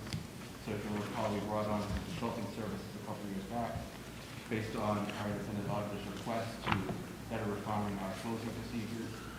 That proved successful, and now the consultant is working with not just the new town accountant, but the new treasurer collector, Jill Summit, on some cash reconciliation procedures as well. So we found it a good addition to the operation, so we hope to maintain it in FY22. The only notable thing that went out. Ted, any questions? No. Mike? No. Paul? No questions. No question. Sally? Congratulations on the Certificate of Achievement for Excellence in Financial Reporting, especially with everything so new going on in the accounting department. That's all I had. Any citizens' questions? No? Is there a motion? I'll move the budget. All in, is there a Second. All in favor? Aye. Opposed? Great. Next, we have our assessing budget. You'll see an operating expense increase of a little over 9%. That's tied to an increase in our consulting services. So if you'll remember, we did a data quality study 2 years ago that was funded through some of our overlay surplus. It was taking a look back on, a decade worth of data. We had success with that, and as a result, we were able to drop the consulting services line in FY21. The FY22 number returns it to our general annual cost for some of our consulting expenses related to inspections. I would add just sort of a sidebar to that. Some of you had the chance to work with Steve Poulos in his role as chief assessor. He was recruited this spring. He's the finance director now in Marblehead. We hated to see him go, but it was a great opportunity for him. And we have Bruce Sims has stepped in to assist us while we recruit that position. So we are actively, we're getting ready to advertise the chief assessor position to fill that on a permanent basis. And in the meantime, we have our longtime assistant assessor, Dave Saunders, in the acting role, and Bruce Sims is coming in to help the department keep on track while we do that. So. Sally? I have no questions, thank you. No questions. Just a comment. I know of somebody that put in for an abatement, and he got the answer back that it was refused. I think there should be more of a comment as to why it was refused than just a check mark saying it was refused. So I think in the future, there should be a little bit more of an explanation for the person. So that's something that Steve Poulos would have done with everybody who came in looking to he spent quite a bit of time with you and Andrea talking. He was always happy to talk through things. We're in an interim period right now, so with Bruce coming on board to assist, that's the type of thing he would be able to help with. It's something he's very experienced with, and once the position is filled, certainly, just to, in case anyone watching is wondering, that is not, that's not the standard practice. So, I'll pass it point on. well Thank you. taken. Yep, point well taken. Okay. Paul? I have no question. Mike? I'm assuming Bruce has to move on after November to his other job? In case there are any children still awake, I'm not going to answer that question. But we'll set up a booth in the assessing office. Ted? I have no questions. Great. Any questions from the audience? Is there a motion? I move the budget. Is there a second? Second. All in favor? Aye. Opposed? Thank you. Next, we have our treasurer collector budget. So historically, this has been our administrative services budget. As part of Joe Collins' retirement, separating those into two roles, a treasurer collector and a town clerk. We've also divided the budgets based on uniform Massachusetts municipal accounting. The treasurer collector kept the history of the 1430, the Administrative Services Fund, and the town clerk was created under a new budget code. So that's why you'll see what looks like a dramatic decrease is really just the separating out of the town clerk. And again, sort of similar to what we did with veterans and health to better show the change year over year. Down in the bottom box, you see the combined, what was formerly administrative services for FY '22.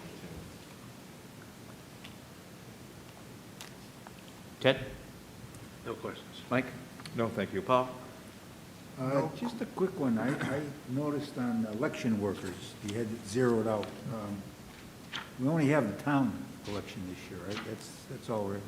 Yeah, so under the town clerk budget, you'll see the election workers. Oh, okay, all right, thank you. No questions. Eric? None. Sally? I have no questions, thank you. Any citizens' questions? Is there a motion? So moved. Is there a second? Second. All in favor? Aye. Aye. Opposed? Thank you. Next, we have our FY '22 debt service budget. Page 83.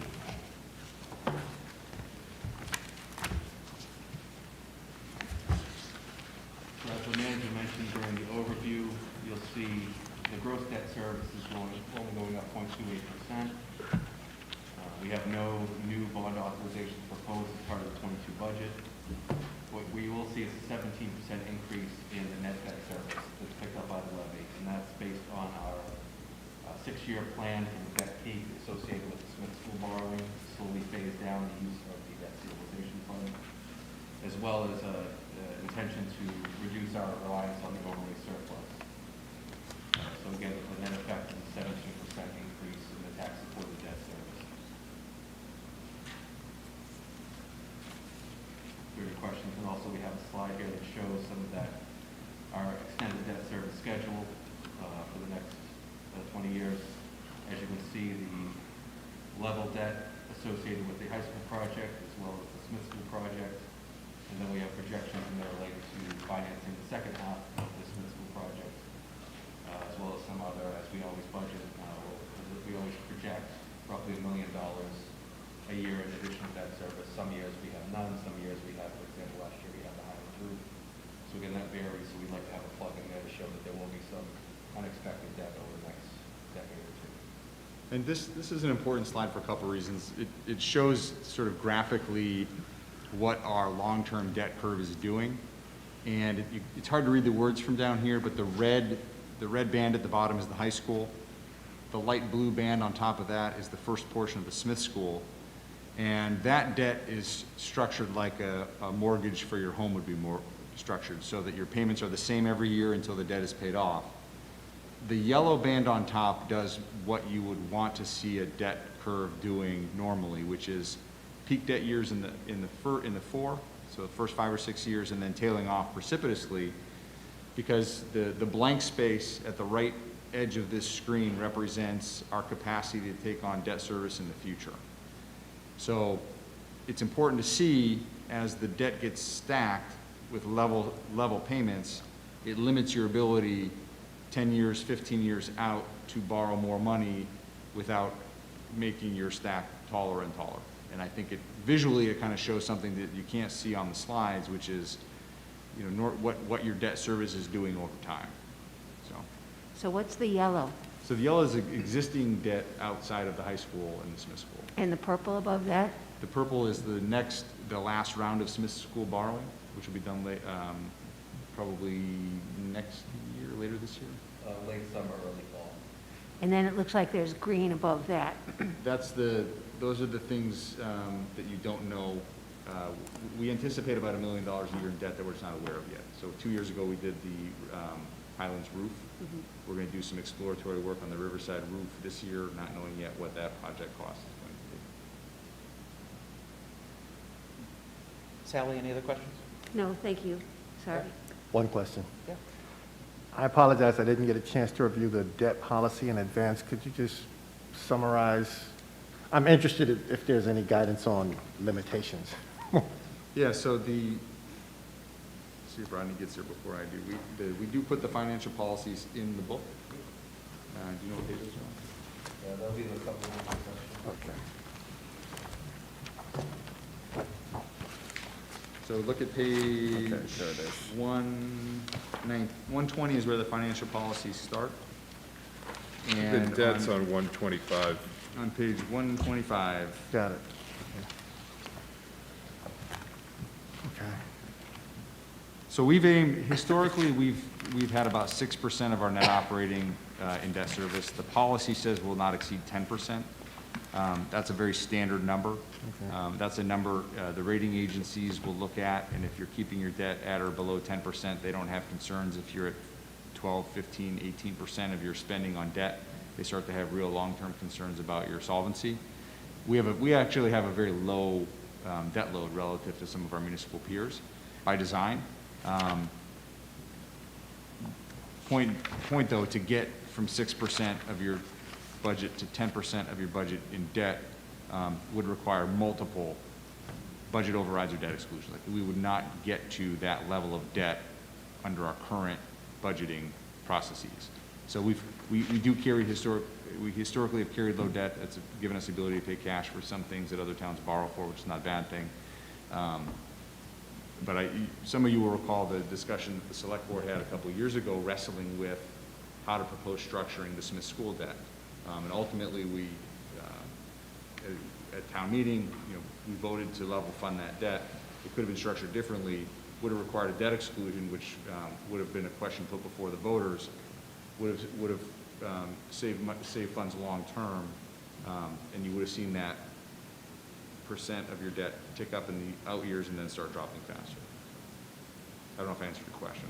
No, that's helpful, thank you. Mike? All set. Paul?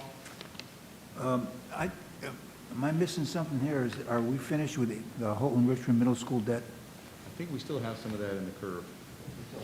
Some of it's there? 4 more years. That's in the total existing column. Is it? Okay. And you mentioned, like mortgage in your house. Now, the bottom two, red and the high school, and the blue is the Smith School. Is there a point, or is it impossible or not done to renegotiate or to restructure at some point so that we wouldn't be carrying that off the page? So generally speaking, there's the norm right now, as I understand, is 10 years. So you're not allowed to restructure most debt within 10 years. We actually will be looking at refinancing some debt this year, I believe, related to the high school project. It's been that long since the first issuance. It's hard to restructure from level funded into something other than that, just because of the impact that would have on the operating budget the year you do it. And we do have a good refunding opportunity related to the high school project. But it's within 10 years or after 10 years? After 10 years. After 10 years. The problem is these refunding opportunities have become very popular, so much so that the debt is constructed in a way that make it less advantageous to restructure at that 10-year period. And some of the newer debts being issued, coupons being attached. And just one little sidebar, thought about this as I was looking through the book. We're AAA rated now, and just out of curiosity, do we have to go through this every year, Steve, or is it just, no? Well, yeah, we actually will be going through it a couple times this year. So when we issue new debt, if a refinancing is above a certain threshold, we do a ratings call with S&P, and we do a check-in, and they'll produce another document like the one that was referenced at the beginning of the night. Thank you, that's all. Mike?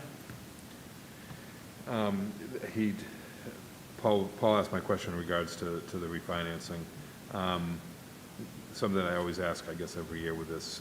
If we did a debt exclusion, would there be an appreciable diminishment in terms of our interest rate? Generally, they like to see that as the bond. I mean, I guess we can't get our bond rating up any higher, right? So are we not gaining anything anymore from a financial standpoint by that? So my understanding is that, are you talking about existing debt or a new issue? Well, it would be both. So, yeah. I mean, my understanding is that we could, for example, with the high school debt, we could conceivably structure that so that it was done under a debt exclusion, even though we may not actually, it's always a confusion. We don't have to raise the taxes simply because we have the opportunity. Part of the issue with Houghton Richmond was, had we done the Houghton Richmond as a debt exclusion, we would have clearly been able to do it within the tax levy, but we would have gotten significantly better rates by having done it that way. As a financial tool, it makes sense. I understand the politics of it, but is that still the case, do you think, or are we? I think it depends. I mean, a couple different questions. Debt can be excluded, you can do a debt exclusion later. Yeah. So you can do a debt exclusion when the debt is issued. You can also go back later and exclude that debt from the calculation, which essentially artificially creates capacity to do other projects that may be priorities for the town. And you can also, you could restructure your debt at the time of refinancing. So the answer is, on both of those fronts, I think the answer is yes. And if the opportunity and the need aligned, then you would look at something like restructuring and excluding at the same time. I don't know if that's not a specific answer, that's just. No, and there's no specific one, but it's, from just a policy standpoint. Next. Ted? I guess my question is, that's FY '22, what did that, total look like 6 years ago? Is it trending down like this, or did it, if you looked at the historical, what would the shape of that curve be? So historically, if we were to map it, we could do that. We could map it back. And by the way. obviously, I'm acknowledging that Yeah. there's been some major capital projects. Right. So it's been between, I want to say it's been between 4% and 6% for a long, long time. Obviously, that's not adjusted, in terms of dollars, those dollars grow, but they're not, you have to adjust them for inflation. But in answer to the question, what does the curve look like over time, you would expect to see, as the first wave starts to drop, you layer in the next and you layer in the next, and the idea is that you just continue to layer that in. So it would look a lot like this. I guess that's the answer without going back and putting it together. But Sorry. My understanding is the high school project and the Smith School were the first times that we as a community have ever flat borrowed. I We've think the high always school was done the it. first time that level debt, the level we've payments. Traditionally done it the up-down that you see in the yellow and the purple. So And I think that, and this is something that we get into, and we'll talk in greater detail at the financial summit this fall about, is the long-term policy implications for the decisions we're making today are going to have an impact on policy that can be made 10, 15, 20 years from now. That's really it for me. Any questions from the audience? Matt?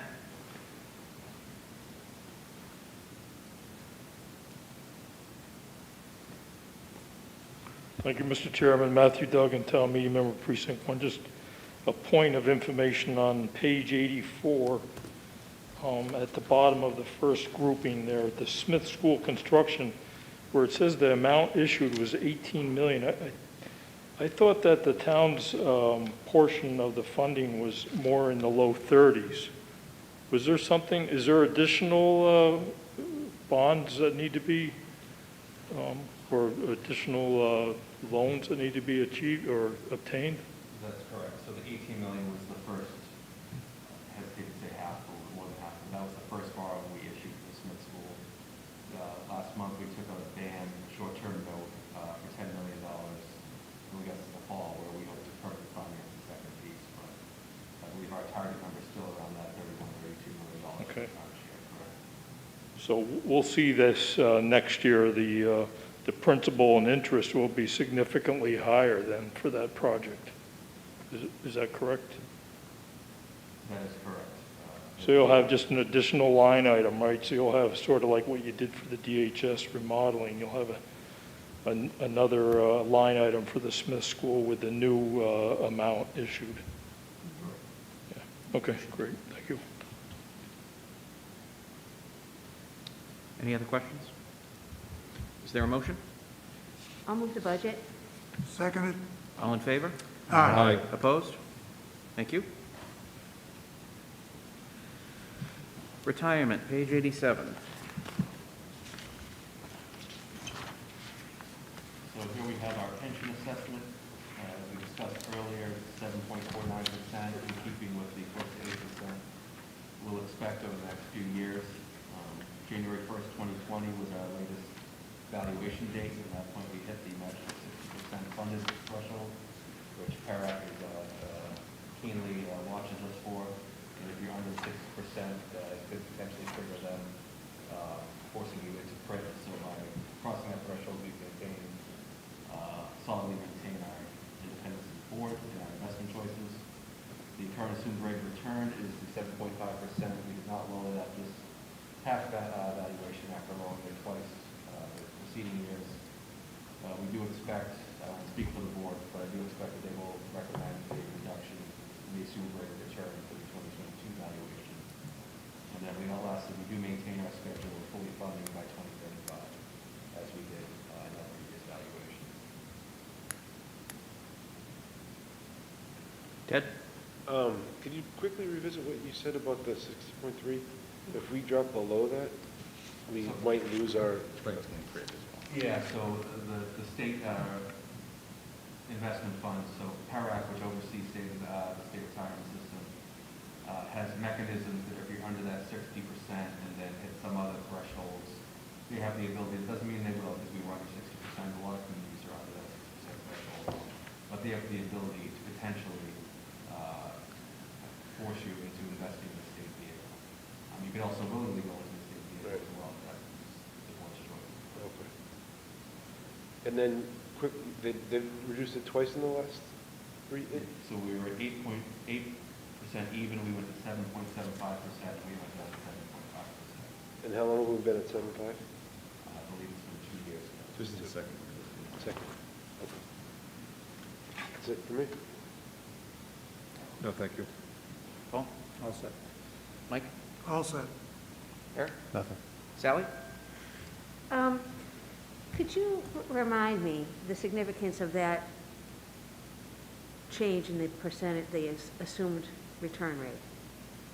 So the assumed rate of return drives our liability. So that's what we're assuming we're going to get back as return on our investment. So 7.45% will lower the liability, but again, if we're not in that mark, then we're just essentially pushing the can down the road. To lower that rate would increase the contribution we need to make each year to fully hit that target in 2035. Okay, and I'm just trying to think now, as it's getting later for me, the rates are just coming down generally, right? So there'd be a difference between sort of the bond rating, like, so when we talk about OPEB, they view our liability based on the municipal bond rate. This assumed rate of return is on our actual expected rate of return, based on our investment in the market. Okay, I caught back up, thank you. Can I ask one more question? Yeah. In general, are the retirement liabilities, are they indexed to inflation, or do the benefits grow at a fixed rate? What's the exposure of the fund to inflation on the liability side? In terms of The benefits that we pay out. So it's part of the actual evaluation. They look at, to an extent, what our general ability is, what would we give for COLAs each year in our history as well as our current contracts, and project it up from there. Right, but within that COLA, there is no inflation. Those are fixed numbers. There's not like a, we'll give you... I'd have to look into it, Okay. check to see if there's an actual inflation kicker on top of that as well. Yeah, I'm just trying to figure out how much short inflation we have, if any. Okay. Any questions from the audience? Is there a motion? Move the budget. Seconded. All in favor? Aye. Opposed? Thank you. And then related, there's not a vote tonight, it'll be part of the warrant article as far as an OPEB contribution, but we usually talk about it when we talk about the pension system as well. So here you see our other post-employment benefits, the scheduled contribution for the next several years. That would be maintaining our funding schedule and increasing it by $50,000 annually. The projected interest, we would hope, and we certainly have in Bartholomew, that we have our funds invested in better than 2.23%. But in terms of this exercise, we base it on the discount rate that's shown in our evaluation of the OPEB liability. So that's why we see a lower percentage there, 2.3%. And then that gets you the projected balance of the scheduled contribution along with projected return on investment for the total. So for FY22, we project at the end of the year to have just over $10 million balance in the OPEB trust fund. And I think longer term, the strategy here, similar to a number of other municipalities, is, as we just talked about with pension, we're required by the state to have the pension system fully funded by 2035. Well, that's, I think 2036, but we're aiming for 2035. The policy decision at that point, at least what's been built into our assumptions, is that the resources being used to buy down the pension liability at that point get redirected toward the OPEB liability. So the long-term strategy here is kind of threefold. One is, going back 3 hours ago, hope like heck that the state implements a pension or an OPEB reform bill at some point. Number two, stick to the funding strategy that we've committed to, which is incremental increases each year. And number three, be preparing for 2035 to redirect the resources that we're buying down the pension liability toward the OPEB liability as a way to sort of accelerate the funding of that liability. So, and again, no vote tonight, but this is really just for informational purposes. Anyone have any questions on this? Okay.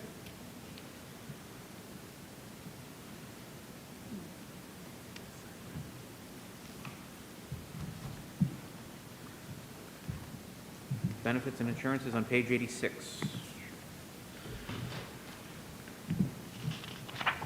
So the benefits and insurance budget, we're seeing a slight decrease in the employee insurance line.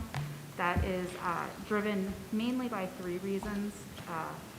If you recall, this past July, we implemented a new health insurance plan. We switched from Tufts to Maya Blue Cross, and we implemented some new plans for the employees. We also rolled out a handful of accompanying programs. One of those was an opt-out program for employees who switched off of the town's insurance. So the success of that program is driving a bit of the decrease you see up above. Also, our renewal rate that the town manager spoke about earlier is coming in at 2.9% as opposed to the 6, 7, 8s we were seeing in previous years. We're also anticipating a potential premium holiday offered by Maya for their accounts coming up in this fiscal year. So those are the three larger areas that are driving the decrease in the employee insurance. Workers' comp and unemployment will continue to be monitored. This has been a busy year for unemployment. There was a large amount of false claims filed this year. A few months ago, we were dealing with anywhere between 40 to 100 claims a day coming into the town that were all false. In total, we had a handful of actual claims and hundreds of false claims filed that the HR office worked through with employees, providing guidance to make sure those false claims were dealt with by the employees. So we'll continue to monitor those, make sure that we're filing, not being charged for the false claims. Thank you. Okay. Sally? Well, what do you mean by a false unemployment claim? You mean somebody who thought they were out of a job but they weren't? Or was it a scam that was third parties? It was scams and third parties. This was a nationwide issue, and it's affected many municipalities across the Commonwealth. We were not unusual to have that many during this time. It's really leveled off. Anytime I see a claim pop into my inbox, I get nervous that it's going to be flooded with 40, 60, 80 more to follow, but we're not seeing that anymore. So it was people's identities being stolen, claims filed in their name using their information. Now, I know we're self-funded for not for unemployment, we're self-funded for, what? Disability? For workers' compensation. For workers' comp. So that's not where you were getting these false claims. No, this was just unemployment. So people, someone saying, I'm Jen Breaker, I'm out of a job, when in fact Jen Breaker was working at Town Hall every day. So just somebody stealing my identity to file claims. And in some areas, people were successful.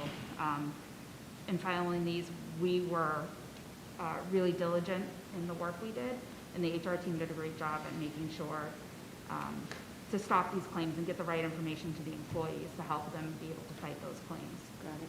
Okay, thank you. You're welcome. Eric? No questions. Mike? All set. Paul? Jen, what causes folks to opt out? I mean, obviously there's reasons. Is it better, is it lower rates and better coverage? Or is it maybe the spouse has insurance somewhere else? Is that what drives the opting out? Yes, it's mainly employees that have a spouse who can obtain either better coverage as determined by the employee, or more cost-effective coverage as determined by the employee elsewhere other than through the town. Okay, thank you. Mike? No, thanks. Ted? So, just to revisit what Sally was asking about, so these are people pretending to be town employees or former town employees and just throwing unemployment claims against the wall in the hope that they get through and they So get this through. was much wider than just municipal Yeah, no, I remember employees. the Essex Tech people were talking about Yep. it at the select board. And this select hit board. private industry as well. Yeah. It hit all, no one was spared in this. I think a lot of it's robot systems, Yeah. right? They're just filing, hoping people aren't paying attention. We didn't have any layoffs during did we? I mean, we had people who were taking odd weeks, but we didn't, no one was unemployed, actually. Over the course of the pandemic, outside of a few seasonal employees that we Yeah. kept on as long as we could, maybe some, but no, No. no. So that made it a little easier. Everyone that came in that was in unemployment, you figure, well, it isn't right.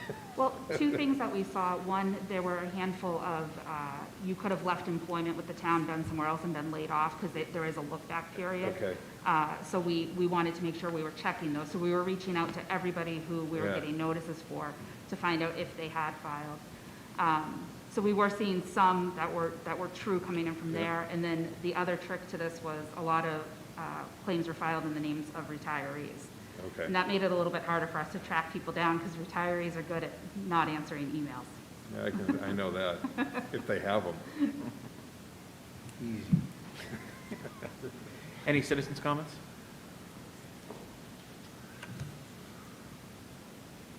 Hi, Tim Donahue, meeting member, Precinct 4. I just last week received from the DUA, Department of Unemployment Assistance, a letter stating that we were going to see premium increase of about 1,600%. That's for my personal company. I'm curious if the town is seeing anything similar. Basically, our increase was due to overall unemployment going up so much, they needed to then refill the coffers, and just last week we got the letter stating it would go up about 1,600%. Just, I don't know if the town has seen anything similar. We have not received a similar letter to that, and we monitor our unemployment pretty closely. But we will certainly keep an eye out for anything like that. All right. Is it something that we should be anticipating where unemployment has seen such an increase across the board? I believe the state needs to refill that coffer in order to cover everything that they've covered for the past year. Is that something we should be thinking about at all? Or do we anticipate an impact whatsoever? So we typically only pay for claims that are actually filed from our employees. Mhm. As we all do. Right. Yeah. So it's something you haven't received or aren't anticipating. Okay, thank you much. Yep. Any other questions? We'll move the budget. Second. All in favor? Aye. Opposed? Thank you. Human Resources, page 37. Next is Human Resources. The increases you see in the salary and wages are partially due to the 53rd week that we've talked about, but also from the promotion of an HR assistant into the role of HR generalist. A little over a year and a half ago, we completed a reorganizational study of the HR office and implemented some of the structural changes as part of that study.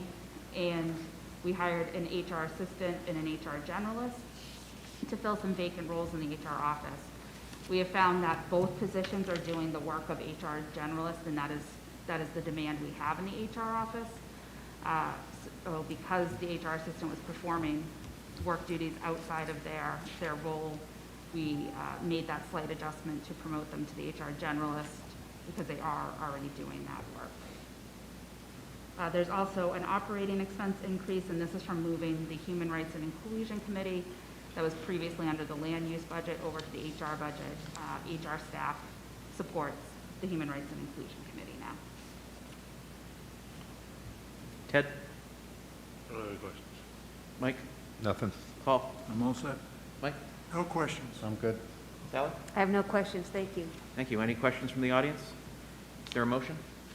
Move the human resources budget. Second. All in favor? Aye. Opposed? Thank you. Town clerk. The town clerk budget this year, similar to how Rodney touched on the treasurer collector budget, we've split this out from administrative services. As Rodney also touched on, treasurer collector got to keep the budget history, and town clerk is bare bones. So we do include below what it would look like with the combined budgets of administrative services. This year coming up, we have one local election in the, coming up in the year on May 4th. And the other cost shown, it does show 100%, but that's just from splitting out the budget costs from the administrative services budget. Sally? Thank you. So if the two departments were still together, the overall increase would be about 5%? Correct. Thank you. Eric? No questions. Mike? No questions. Paul? No questions. Mike? Nope. Ted? No question. Any questions from the audience? Is there a motion? So moved. Second. All in favor? Aye. Opposed? Thank you. Management, page 25. Okay, Welcome back. I'm back. Keep going with bad baseball analogies, but I'll just be quiet and present the budget. Management budget for fiscal '22. This is the staff and operating expenses out of the town manager's office. There are two positions funded here. You have the executive assistant to the town manager, Ann Freitas, and our procurement specialist, Judy Smith. And the increase, part of the increase here is related to Judy Smith taking on formally the chief procurement role. That is a role that had been, long ago, Diane Norris held that title. Steve Poulos most recently was in that role based on his own desire for career development. But really, she's been the glue in the purchasing department for a long, long time. So this reflects the fact that she's qualified, and finally I've talked her into taking on the responsibility. So she's now officially the CPO, and there's a modest adjustment here reflecting that. Happy to take any questions you have about the management budget. Ted? No questions. Mike? Nope. Paul? Yeah, I have a question. On the fiscal year 2021 accomplishments, you secured funding for the westward expansion of the rail trail. Is there a dollar figure that I missed on that, and how far westward were you expanding? We'll talk about that under the warrant, but it's $888,000, and it is what is left from the $1 million MassWorks grant that we were awarded for the hay barn renovation, which we had to put on ice when the pandemic started last year. So we worked with DHCD. They approved the reprogramming of those funds, and those funds are going to be used to complete the first phase of the rail trail expansion, ultimately to the Middleton town line, where they have plans of developing their own rail trail. So from the downtown, where this will connect with the existing rail trail, sort of just past Cherry Fish Market, and make its way out toward Beaver Brook. And as part of this first phase, there's a bridge structure that will go in to get over the Beaver Brook, close to Maple Street. Eventually, the trail will make its way past 1 and 95 and ultimately up the right-of-way past Leahy and up to the town line. So this will do the first third of that expansion. Now, you said that figure was $888,000? That's yeah, so we did spend about $112,000 designing, doing public outreach, preparing conceptual drawings, not quite bid drawings, but getting the hay barn project ready to put before town meeting, and then made the decision last year with the select board that it was not prudent to go issue debt to complete that project, with the idea of packing a lot of people into a space when it wasn't clear when we were going to be able to do that again. That's the hay barn, right? For the hay barn, yeah. So those designs are on the shelf. you moved the funds? Correct. Okay. Correct. Is there going to be another point in these meetings when we talk about the rail trail, or is this? On the 26th, we'll go through the warrant, and this will be Warrant. part of that discussion, yeah. All right, thank you. Mike? No questions. Eric? No questions. Sally? Nothing for me. Great. Any questions from the audience? Is there a motion? Move the budget. Second. All in favor? Aye. Opposed? Thank you. Next, we have the department head's budget. You'll find that on page 29 in your budget booklet. And this is the budget that you can't read the box there, but there are 9 positions that are funded out of this budget. You have the town manager, the finance director, IT director, assistant town manager, director of land use and community services, police chief, fire chief, and director of public works and utilities. This budget is a bit unusual in terms of being a standalone budget, but it harkens back to the 1979 town meeting when the management compensation plan was put in place. And each year, members of the leadership team and the senior management team go through a performance evaluation process that culminates in a presentation to the select board in August or September. And COLA and merit increases are approved by the select board as part of that annual process. So the salary and wages for those positions are budgeted here. It's a slight increase this year. It was the management team and a number of non-union employees and some union employees forewent, I guess if that's a word, it's a little late, so we're going to go with forewent their COLA adjustments last year. So took zeros, and we're proposing in this budget to restart the management compensation plan. And that part of the offset there, we had, with Joe Collins' anticipated retirement, he had announced his retirement in advance. Part of his salary was reduced out of this budget last year, and the balance is being reduced out this year. And when we talked about the treasurer collector budget and the town clerk budget, we relied on some of those salary resources to cover the promotions for both Jill Summit and Kathy Ellsworth. So this budget it reflects the completion of that phase out. Happy to take any questions. Sally? So this budget has increased by 1.03%, but it's one less position, right? It's a portion of one less position. So the current year budget contained a portion of Joe Collins' salary. So the other half of his salary is being reduced out this year.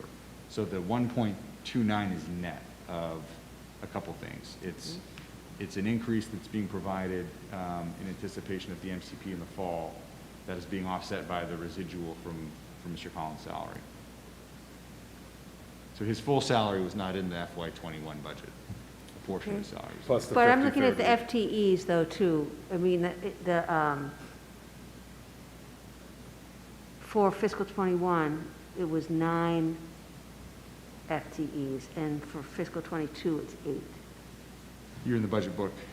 That was, Page 29 of the budget. So the HR director also had been budgeted in here.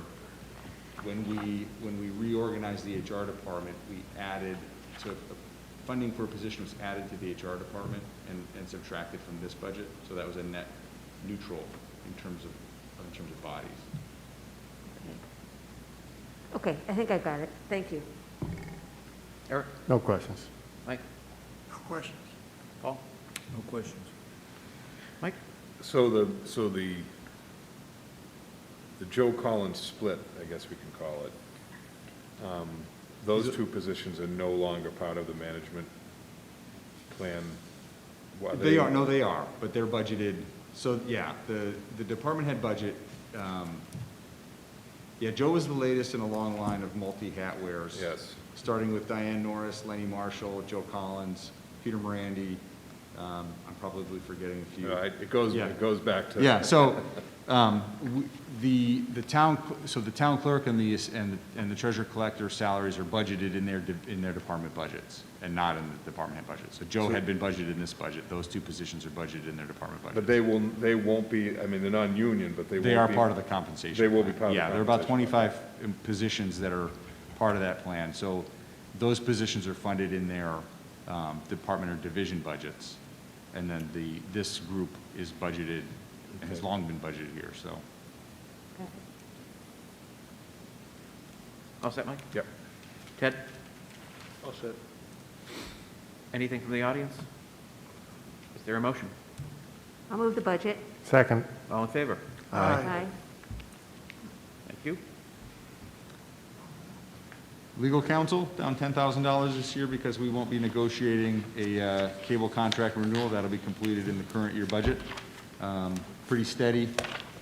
We have a breakout at the bottom here to show that we do have legal expenses outside of the general fund, and we work each year, we calibrate how much each of the utilities has to carry for their own legal services. We make sure that we charge off the legal services to the appropriate source. So 121, 423 is the general fund allocation of that.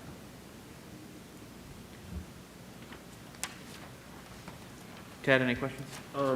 Perhaps I should have asked this a few hours ago. Where does incidental legal expenses like the investigation that the public school system had on the high school? So the school's budget, yeah, it's a good question. The town uses Murphy, Hesse, Toomey, Lehane. They're the firm that represents the town. They have a pretty deep bench. You know, if it's a tax question, we call attorney A. If it's a labor question, we call attorney B. The schools also have a relationship with a law firm, so they would have their own legal services budget where they would go for what you're describing. Anything on the town side would go through here. We do work with Maya, so depending on the claim, sometimes they'll assign an attorney if it's insurance related, and we wouldn't see that here. That would be covered through our property casualty insurance. Okay. But the town side would be here or in one of the utility budgets that you see on the screen. Okay. Mike? I guess another, so the electric has a pretty large budget. Is there litigation against the electric department? So a lot of the work, they do a lot of easement work, Yeah. you know, year in, year out. So, but the 69 is based on actual. So we work with Peter Karpusik, the business manager, to make sure that what they're carrying is reflective of what they've needed.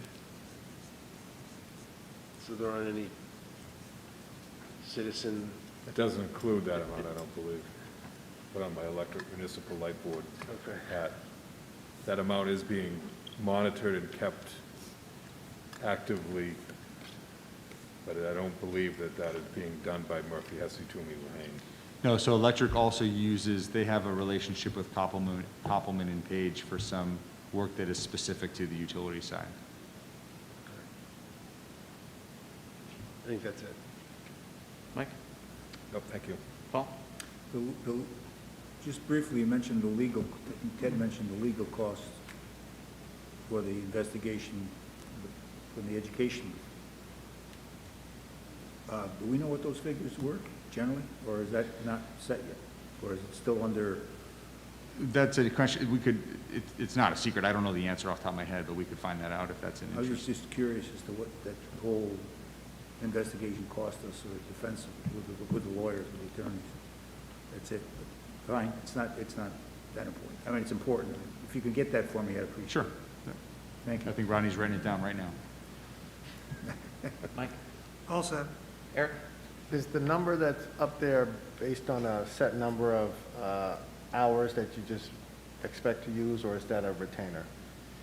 So it's based on a set number of hours that we expect to use. Okay. Sally? I don't have any questions, thank you. Anything from the audience? Is there a motion? Move the budget. Seconded. All in favor? Aye. Opposed? Thank you. Legislative, the select board. So the moderator and select board budgets, there is a proposal for a modest increase to the stipends that the board members receive and the chair receives. They had been set, they had been at $3,500 for the chair and $3,000 for the members for as long as anybody can remember. And we did some analysis last year, and the recommendation is a $500 adjustment for both the chair and the board members, given the amount of time and meetings that they are expected to participate in as part of their routine duties, and a correlating modest increase to the moderator stipend as well. Sally? I have no question. Eric? I'm glad to see they get something, because I see them in a lot of meetings. Yeah. Mike? No questions. Paul? Is that going to the will that be on a warrant? Well, it'll be part of the budget. If we, because I listened to the select boards, and there was a lot of hesitancy about voting themselves a raise, which I don't think they did. No. They didn't do that. And So I can they- speak to that if you'd like. That Correct? I discussed that with Dave DeLuca the next day, and the key, Judge Mills referenced a case, I think out of Boston.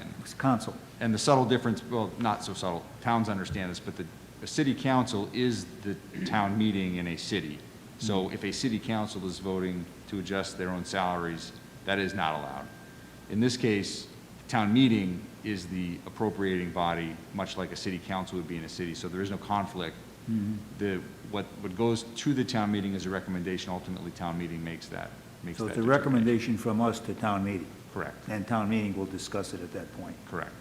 Well, but to be clear, it's not a standalone warrant article, it's part of the operating budget. So if Okay. the town meeting wished to pull it out for discussion purposes, they would have to make that motion as part of the budget approval, and not as a standalone warrant article. Oh, okay, fine. I support it anyway.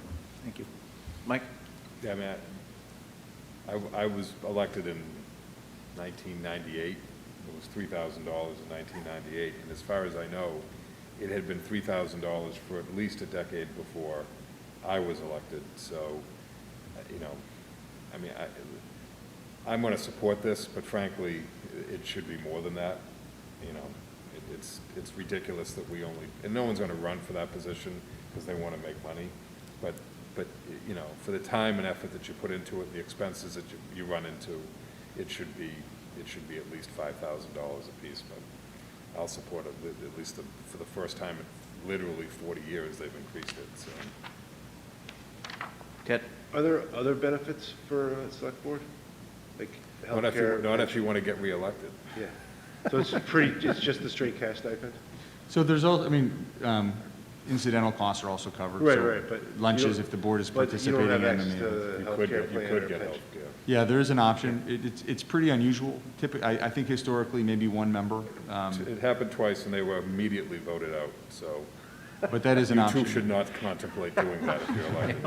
No, besides that, I would echo Mike. I think some historical context of the stipend would be useful. Like, you know, I think we have this in a lot of parts of our society right now, where part of the reason we have bad leadership is because we don't pay for good leadership. And that's all I'll say on the matter. Okay, any questions from the audience? Move the budget. Is there a second? Second. All in favor? Aye. Opposed? And that, just to be clear, we just moved the select board budget. We have to do the moderator separately. I assume there are no questions from the audience. Is there a motion to move the moderator budget? Move the moderator budget. Yes. Is there a second? Second. All in favor? Aye. Opposed? Thank you. And last on the agenda for this evening is the Finance Committee Reserve. So the reduction here would bring the appropriation back to, I'll call it the historic level, but it's really, you know, it's been at 125 for the past couple of years. By law, this account could be in the millions of dollars. It's the cap on a Finance Committee reserve is 8% of budget. We've never come anywhere near that. And the rationale being, you know, this is the source that the Finance Committee can access historically between the time town meeting disbands in May and the end of the fiscal year when expenses sort of appear.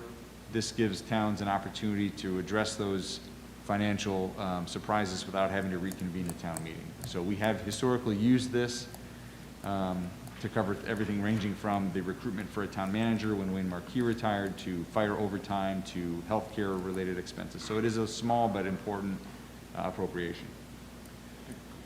Ted? So last year, did we increase it because of the Essex Tech and the? Yep. Yeah, okay. No questions. Or Mike? that's it. No, not tonight. Paul? I'm all set. Mike? Now, we've already taken 95,000 out of here, though, is that right? So from the 230,000 that was appropriated this year, 95 was just appropriated out by the Finance Committee. So there will be 140 left. Oh, you're going by the 230 instead of a 125.